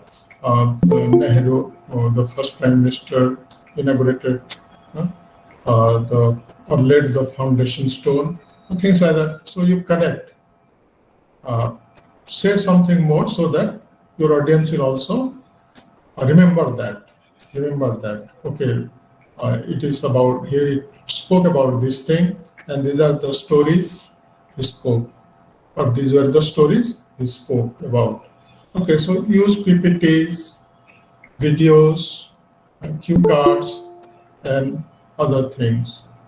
Have alternative tools. If you have alternative tools, that will be beneficial. In case something goes wrong, you can just fall back on that. For example, you have a plan to present your talk or presentation through PPTs, and PPT doesn't work. Okay, PPT doesn't work. Then what should you do? Will you stop your presentation? That will be very disappointing. So you should have some backup, like print out of your slides and all that.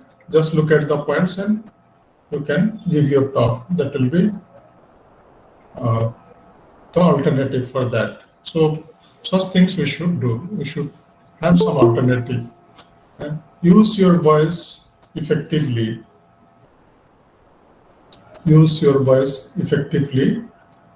Sometimes you have to modulate your voice. Some people sometimes speak very loud. Sometimes they are very slow, very feeble. So that is not proper. Voice modulation is good, but should not be very harsh and rude, or very aggressive, but gentle. Should be gentle. There are people who speak in a gentle manner but make their point. So, as the previous speaker spoke, we should not be very rude, very aggressive, and all that will speak about ourselves. We should be gentle. We should put our points in a polite manner and clear manner. Use body language, and she gave a lot of examples. So you remember those things, body language properly, that supplement our presentation. All right. Closing in an appropriate manner. So when you make your presentation, the introduction and the closing or the conclusion should match. Okay, in the beginning, you introduce the subject, then you link the introduction to the conclusion, or you link your conclusion to the introduction, what you had specified in the beginning. Just remind the audience and remind yourself also what you had promised, what were your objectives, whether you have touched upon those objectives or not, fulfilled those objectives or not. You have to have a connection. You have to speak out there. Then handling questions. After your presentations, you'll be asked questions. When you are asked questions, you should take up those questions in a very gentle way, very sportive way also. For that, you can have this racer approach. There is an approach called the racer approach. Okay, that is respond. Okay, don't try to avoid the questions, but respond to the questions in a very gentle way. Answer them. Some people try to avoid questions. They answer in a very different way without giving the right answer. They beat around the bush. Okay, so that is not proper. You answer in a very clear way, to the point. So you have to look at the content and answer to the point. So respond. You say that it's a good question. I'm happy that you asked this question. Respond it nicely. Then answer the question to the point. Then check whether they have the person who asked the question or the interrogator understood what you said, or you answered their question or not. Okay, so check that. Then encourage them to answer to ask questions, more and more questions. Encourage them to ask you questions. Then return to the presentation. Means you connect their questions to the presentation, connect to the topic. Okay, so if we do like this, they will remember. They will understand. And as they said, if we make things clear, they will understand. So short-term memory is electrical, long-term memory is chemical. So if we make things understood, if they understand them, understand whatever we are saying, they will remember forever. They will remember forever, because understanding will help them to remember things. Okay, so if we say something and they get to know, they may forget. But if we make them understand, they will remember. So I am giving you some task now, and you have to participate. You have to introduce yourself. Okay. Are you with me? Are you listening to me? Yes, sir. Yeah, very nice. So when you introduce yourself, how do you introduce yourself? Some people say, myself, Anand. I come from this place. Okay, that is not proper. That is wrong. Don't say. You say, I am Anand. I am so and so. I come from this place, and I have done my master's, or I have been doing my MBA, things like that. Okay, so don't say myself. That is a wrong expression. Wrong expression. All right. So, or you can say, this is Anand. Okay, this is Anand, and I come from Hyderabad. I have done my MBA, and I have been working in this company, things like that. And say about yourself. That question is asked to people in interviews, and this will be helpful in all occasions. Okay, so that's why you should introduce yourself properly. So first, let us introduce ourselves. Let us listen to a few introduction given by a few of our participants. Then we'll go for the next task, that is introduce your friend. All right, so now I'm stopping to share and listen to you.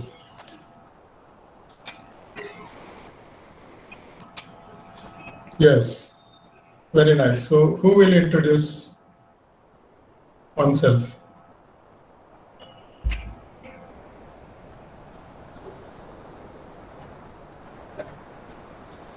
Introduce yourself in 4 or 5 sentences. Let us see.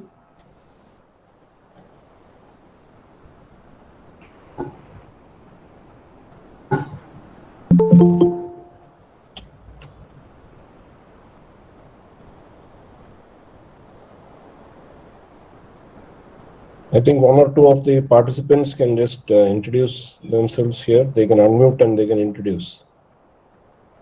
Yeah, please do that. Let's see.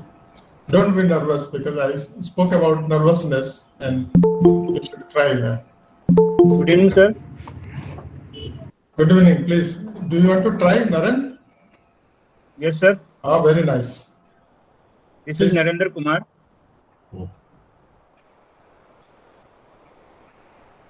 Go ahead. Hello. Yes, we are able to hear you. Good evening, sir. This is Narendra Kumar. I belong to Lucknow.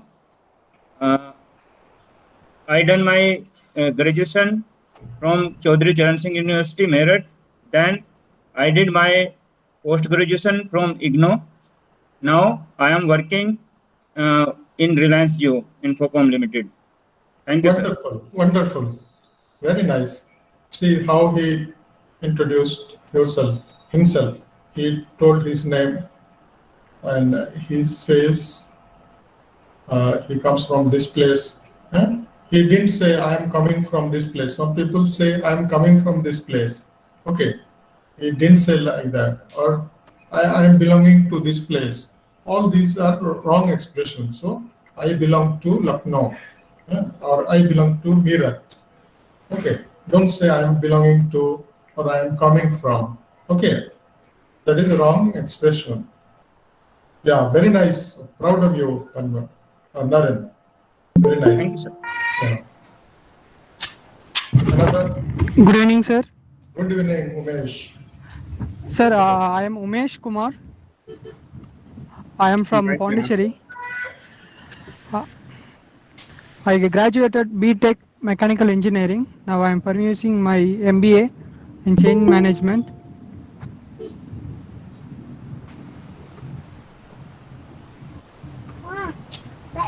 That's Now all. working in a pharma company, sir.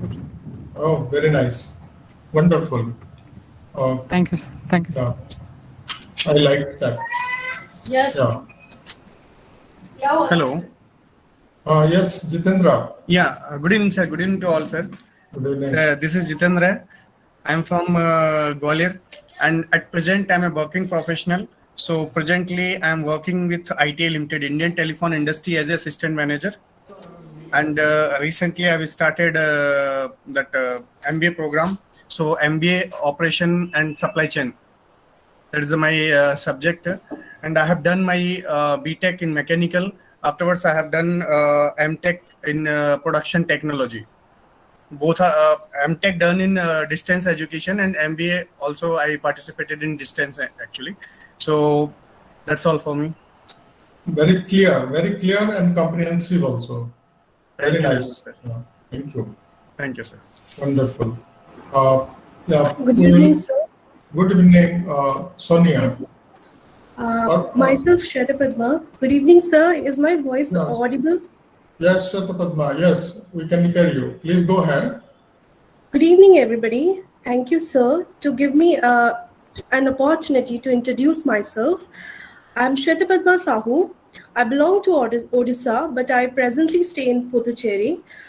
I have completed my BTech in Mechanical Engineering from VSSUT Bulla, and presently I have applied for MBA Distance Finance from Puducherry University. And I'm presently also an employee of Strive. Thank you. Wonderful. Very nice. So nice to listen to you. Okay. Good evening, Thank you, sir. sir. Yes, Hrithik. Yes, Yeah. sir. Good evening, sir. Yeah. I'm myself Kelvin. I'm from Pondicherry. I'm completed my graduated in BCom in Rock Arts and Science College, Puducherry. Now I'm pursuing the MBA in Pondicherry University. Yes, Hrithik, I told you not to say myself. So Okay. just avoid that word. And can you, and you are a bit nervous now. Because of that, you went wrong somewhere. All right, but don't worry, you say it again. Introduce yourself again. Let us see in a nice way, in a better What, way. sir? No. Sorry, sir. I can't audible your voice clearly. I see, you could not hear me. I was not audible. All right. I am saying, Yes, sir. I had asked you not to use the expression myself.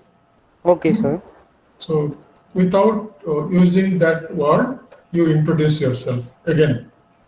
Okay, good. You can do it. Okay, sir. This is Kelvin from Pondicherry. Nice. Is it okay, sir? Yes, great. Go ahead. Okay. Sir, yes, sir. This is Kelvin from Pondicherry. I'm complete my graduation of BCom with specialized in corporate secretariat in Rock Arts and Science College, and now I'm pursuing that MBA distance education in Pondicherry University, sir. Great. It was nice. Very clear. Yes, sir. And Thank you, also sir. correct. Very correct expression you used. Thank you for your compliment, sir. Thank you. Yeah. Who else? Who else would like to speak? Introduce oneself. Good evening, sir. Yeah. Sir, my name is Vaishnu Priyakar, and I am pursuing my BA LLB 5 years course from Madhusudan Law College. I am from Odisha, and I have my ambition to do my ambition is to being a criminal judge in future. So that's my introduction. Thank you, sir. Very good. That was wonderful. Very clear expression. Very good introduction. All right. Anybody else? Thank you, sir. Thank you for the compliment. Yeah. Good evening, sir. Good evening. My name is Balamurugan Karpasamy. So now is presenting work in Landmark Group in Associate Manager in LLC, Homebox, Dubai. Now pursuing TT in Puducherry University MBA, Supply Chain and Management. I am completed in BE Computer Science and Engineering in 2011 pass out. So now apply from the MBA program, MBA DDA education. That's all. Thank Very you. nice, very nice, and comprehensive introduction of yourself, Balamurugan. Nice to hear you, listen to you. Okay, so now what we shall do, those who haven't spoken, don't worry, I will make you speak. I will give you a chance. We have introduced ourselves. We'll introduce others. Okay, so that is the next task. Next task for you. All right. Thank you, sir. Thank you, sir. Yeah, I will suggest some topics for you. You choose any one of these great personalities. Okay, and speak about that personality. One.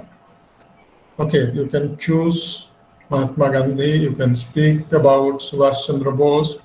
You can speak about Swami Vivekananda, Apj Abdul Kalam, Abraham Lincoln, Mother Teresa, Sunita Williams, Kalpana Chawla, P.V. Sindhu, Doti Chand, or anybody. I will give you 2 minutes to jot down points and do some survey, and then you can make your short presentation about these people. Okay, just tell them. Okay, tell about them. I'm sorry. Yeah, so again, back to this one. Hello, good evening, sir. Good evening, sir. Mary spoke first, so we shall give her the first chance. Very nice. Immediately she wants to speak. Very nice. Thank you, sir. Good evening, first of all, good evening, sir. And I'm here to talk about Dr. Apj Abdul Kalam. Nice. Yes. So he was born in October 15 in Rameshwaram, and he was an aerospace scientist, and he was a former, first of all, he began his career as a teacher. He was one of his teacher.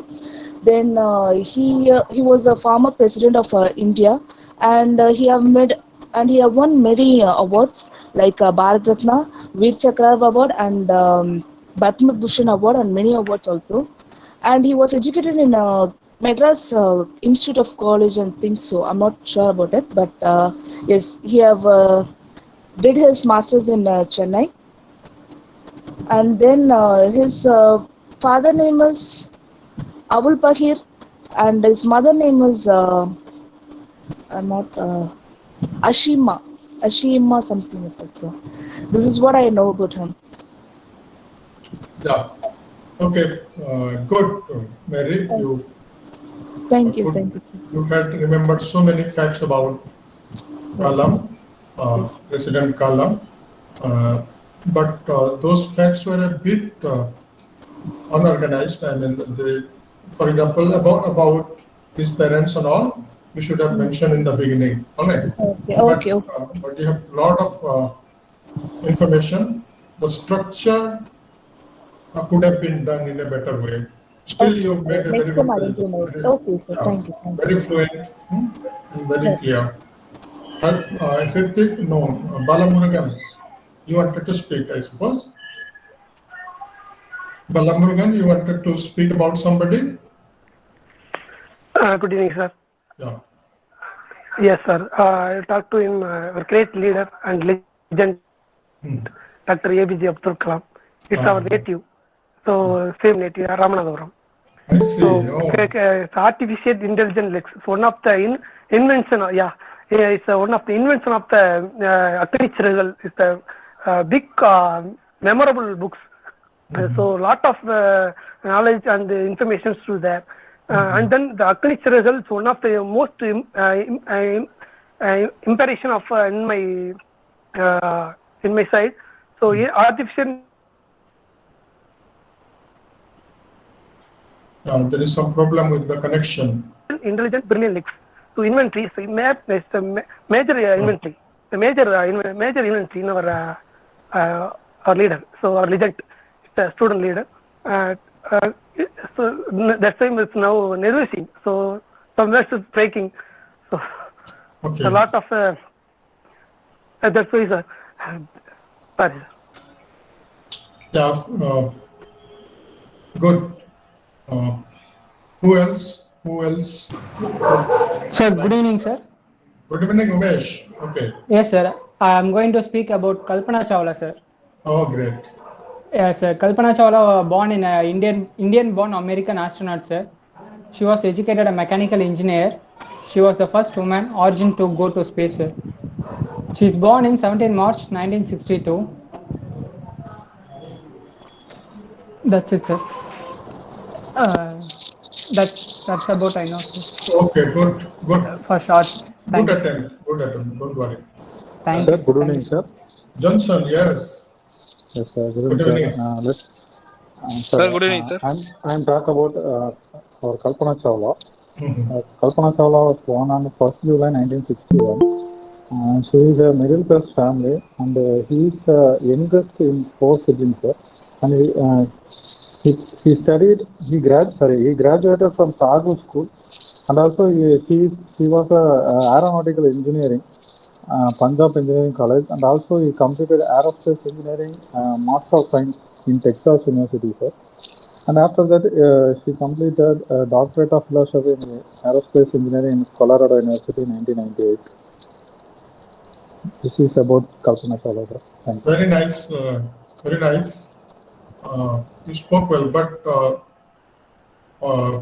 instead of she, many times you used he. So that was one problem. Otherwise, it was well structured and lot of information about her. Good presentation. Yeah. Thank you, sir. Yeah. Sir, good evening, sir. Yeah, Dhanraj. Sir, now I'm going to talk about the celebrated Tamil poet and philosopher, sir, Thiruvalluvar. Thiruvalluvar. Yeah. Very Yes, nice. sir. Yes, sir. Sir, you hearing me? Yeah, I can hear you, but don't I'm now use. going to talk about a celebrated Tamil poet and philosopher, Thiruvalluvar. He is best.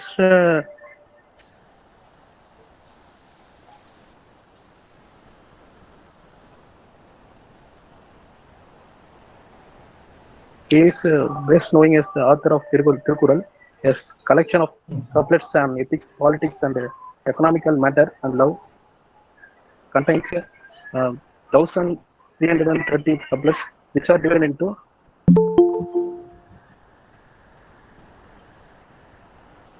133 sections each. The first 38 sections are on moral, ethics, order. 17 are about politics, economics matter. 25 are about pleasure. Tirukkural is Okay. Right, some problem. thank you, sir. Okay. Thank you so much. You made an attempt. Anybody else wants to speak? So should I? Yeah, go ahead. Good evening to everyone here, and good evening to sirs. I would like to speak about the Kalpana Chawla.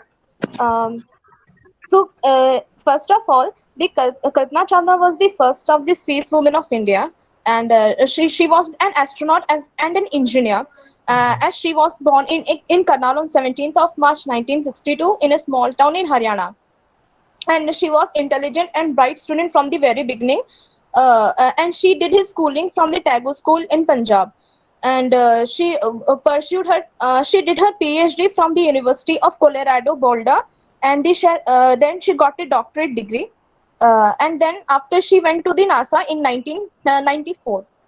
So from childhood she wanted to go to space, and she want and her desire is to that she would go on moon, and it was her first mission in 1997. She lived in the space 6 months, and when she was returning from the returning back on the Earth, she went returning back on Earth, plane the aeronautics or the space shutters crashed due to some reason, and then she died in that, and that's all, sir. Thank you. Thank you very much, Ms. Shukla. Very nice. Thank you, sir. So now we shall stop and we shall go to the next point. I will show the PowerPoint again. So all of you spoke well, and before you speak, just plan. Without planning, you should not speak, or without planning, we should not write. Right. So structure your presentation. First, what are you going to say? Then what? Then what? Then how are you going to conclude your small talk? You should plan that before. Yeah. Abruptly, if you start, there will be problem. Okay. Should not start abruptly, all of a sudden. All right. So points will be jumbled. Okay. So that is one thing I would like to suggest and make aware of you. All of you spoke very well, nevertheless.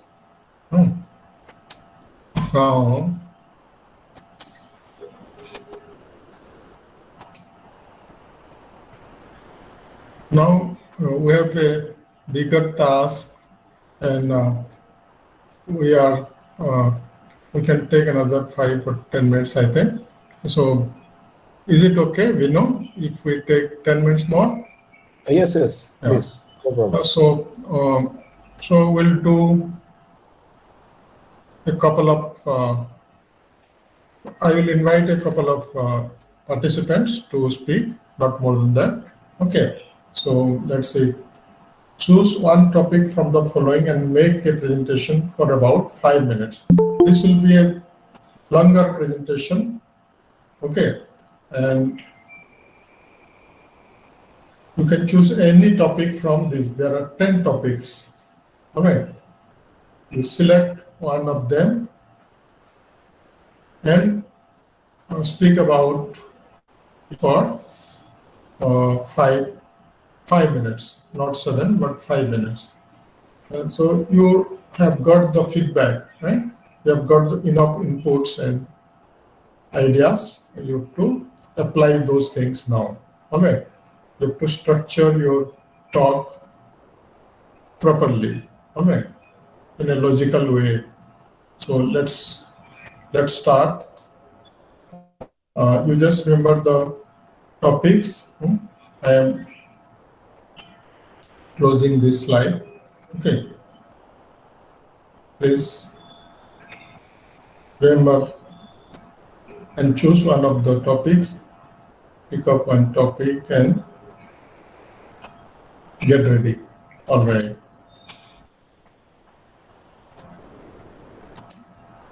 Yeah, so who will speak now? We'll make a short presentation for 5 minutes. Actually, Anand, that screen is not shown. Can you just share it? No, 1 minute. Yes, sure. It is here. Reasons for learning English. That is topic 1. Then reasons for learning one's mother tongue. Topic 2. The third topic is reasons for doing engineering. Reasons for studying abroad. Fifth one is reasons for learning computer. Sixth one is brain drain will affect the development of the country. Then 7, is the press in India really free? Eighth one is, are strikes justifiable? 9, is internet a boon? 10, should the infrastructure section be privatized? Okay, so choose one topic from here and let us see who will speak first. Yes.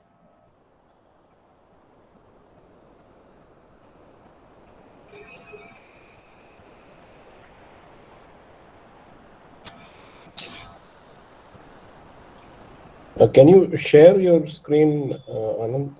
We are not able to see anything. Last time also you could not see. Just now No, I no. share. No, we didn't see. I see. This one, can you see now? Can you see now? No. No. Oh, I see. Then I have to Just share my screen from the beginning. Huh? I will. no, just these topics, that particular thing. Yeah, I'll do that. No problem.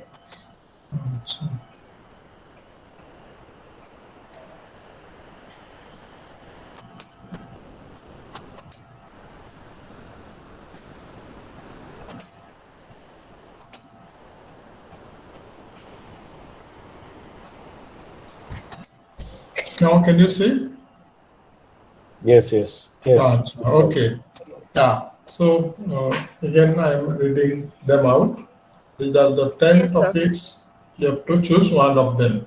Reasons for learning English, reasons for learning one's mother tongue, reasons for doing engineering, reasons for studying abroad, reasons for learning computer, brain drain will affect the development of our country.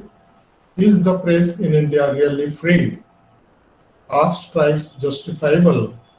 Is internet a boon? Should the infrastructure section be privatized? Okay, so choose one of these topics and speak about that. And you should structure your presentation. You should have a good introduction and conclusion also. You should conclude it well. Okay. Now, let us see who does it first.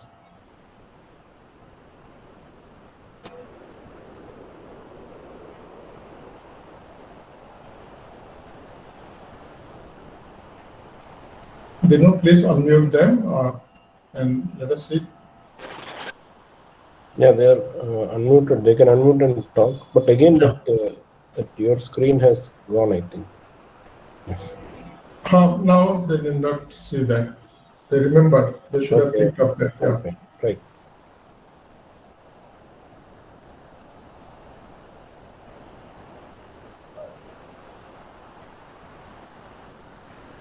Okay, reasons for learning English, reasons for learning computer.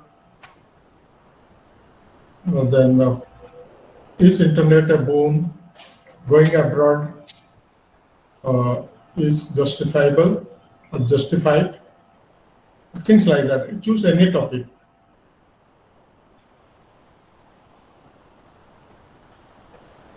Those who have spoken, they can also speak. Those who have spoken already, they are free to speak again. I think they are preparing. Yes.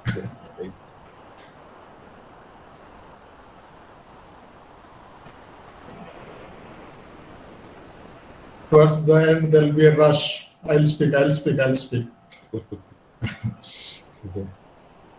So,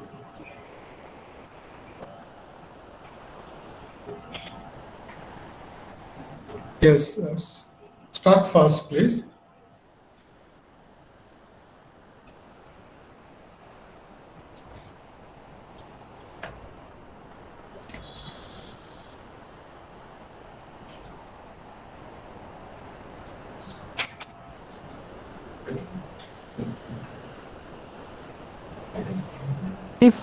Sir, good evening, sir.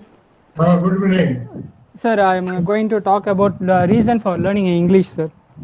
Okay, good. Go ahead, please. English is a language of international communication, sir. The language of a business also. It acts as a word to connect and entertainment. Maybe English is accessed more than the internet and a language to communicate many other members. And it is an easy language to learn and study.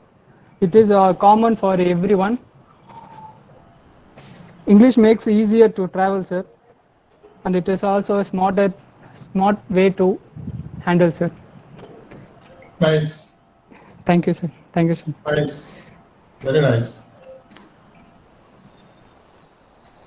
He spoke about the reasons for learning English and quite relevant points he made.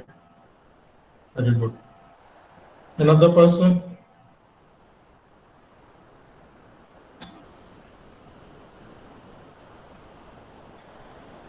But don't use sir when you are making a speech or giving a presentation. Don't use sir because you are not telling to one person.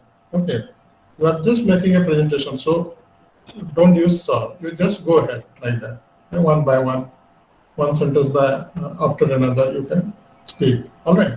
So sir or madam, you don't say. You are not answering anybody, okay, but you are making a presentation. Good evening. Vishnupriya. Yes. Good evening. Sir, I would like to speak on the given topic of the benefits of the world of studying abroad. So I will like to start from the point, the major point, that why should we study abroad?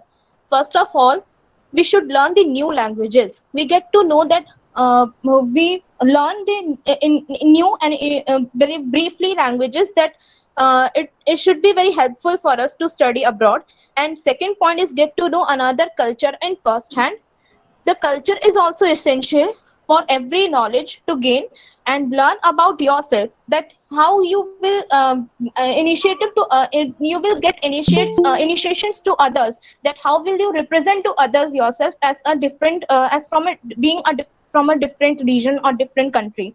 And the fourth point is to enhance the value of your degree. And being and what are the cost or the fast facilities available over there? Some countries are free or low of cost. We can say that in some of the countries, the initiative or the fee structures over there are of free of cost. Students can take their courses at a free of cost, and they can take the cost of from 1K, like 1,000 to 9,000 plus tuition fees per semester. So this is a very low rate as per the as we can see from the Indian national currency. So further, we would learn that how do we pay for the studying abroad. Students' aid facilities are also there. The school studies abroad programs were also initiated over there, and fellowship or our our grants were also over there. And where will we be living? If we will study further about that, where we what are the benefits that we can where we used to live. So first option is that you can live in your universities. Many students are placed in the universities abroad, so you can live over there in some of your relatives' house, or over if not over there, you can live in the university's hostels over there. So studying abroad, so studying abroad, there is a homestay also. So if some parents were over there living with you, then it will be beneficial, very, very beneficial for you. Number 3 are the hostels. The second is the liking manner for the degree is a smarter choice. Then classes taken abroad can be applied to a manner, adding values to your degree. And studying abroad is an interview. When someone who has been there, then cultural benefits will gain the new perspectives of the world. We will get to know that what are the new rituals or new cultures over there. So giving to that, we will also learn that what are their communication skills. We would get more enhance our knowledges over there. And then we can create the new networking connections over there also. So in the we can gain the new knowledges over there. We can join the different initiatives, or we can join the different basic structures over there. So further to that, we have Salisbury's abroad. That is the internship career facilities for first semester is also over there, which will help to provide to enhance our knowledge over there. There is a 12-week program from the 12 university credit, which will enhance your knowledge. So that's all my presentation. Thank you. Thank you. Excellent, Vishnupriya. You did so much preparation and so much things you have included. Many more facts. Very good. Wonderful. So we Thank shall you, not sir. go Thank you. further. I'll share the slides again. Can you see the slides now? Good evening, sir. Yes, it is visible. Yes. Now we shall stop with two presentations. So we, okay, good. So the last point is about the takeaways. I would like to summarize whatever we have discussed. So to make an effective presentation, we should prepare well, practice well, because practice makes us perfect. Okay. And there is a saying that familiarity breeds contempt. If you are making yourself too much familiar to others, they will not give you respect. Okay, but in our context, familiarity breeds confidence. If you are familiarizing yourself with the audience, that will give you confidence. So try to know about them and build rapport. All right. The pleasant countenance and pleasant tone can win hearts. Be pleasant, be gentle, and be clear and courteous. Okay. And nothing is perfect in this world. We can make mistakes, but we can also rectify our mistake. We learn from our mistakes and we grow every day. So do all these things.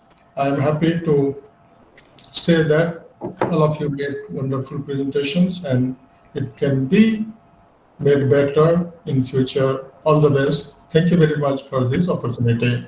If you have any questions, I'll be happy to respond to them. Yes. You can feel free to ask questions if you have any questions, or if you wish, you can also write the questions in the chat box. Please go ahead. Yes. Thank you, sir. Thank you. Welcome. Thank you. A lot of things, sir.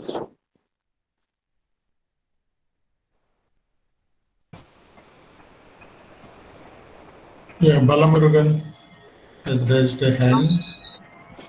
Do you have any question? So, sir, with a lot of knowledge, but I will think right now. So, first of all, each human. So, first language in studying a language in mother tongue. So, it's very important. So, first to learning from the mother tongue. After that, gathering from the knowledge from other countries, other peoples. So I know that first of all I will come to in Dubai. I don't know Hindi and then Arabic. So each and any other language. But now I start from the work. A lot of persons, friends circle to motivate them. So to speak in Hindi and then Arabic. So lot of friends motivation and then so develop myself.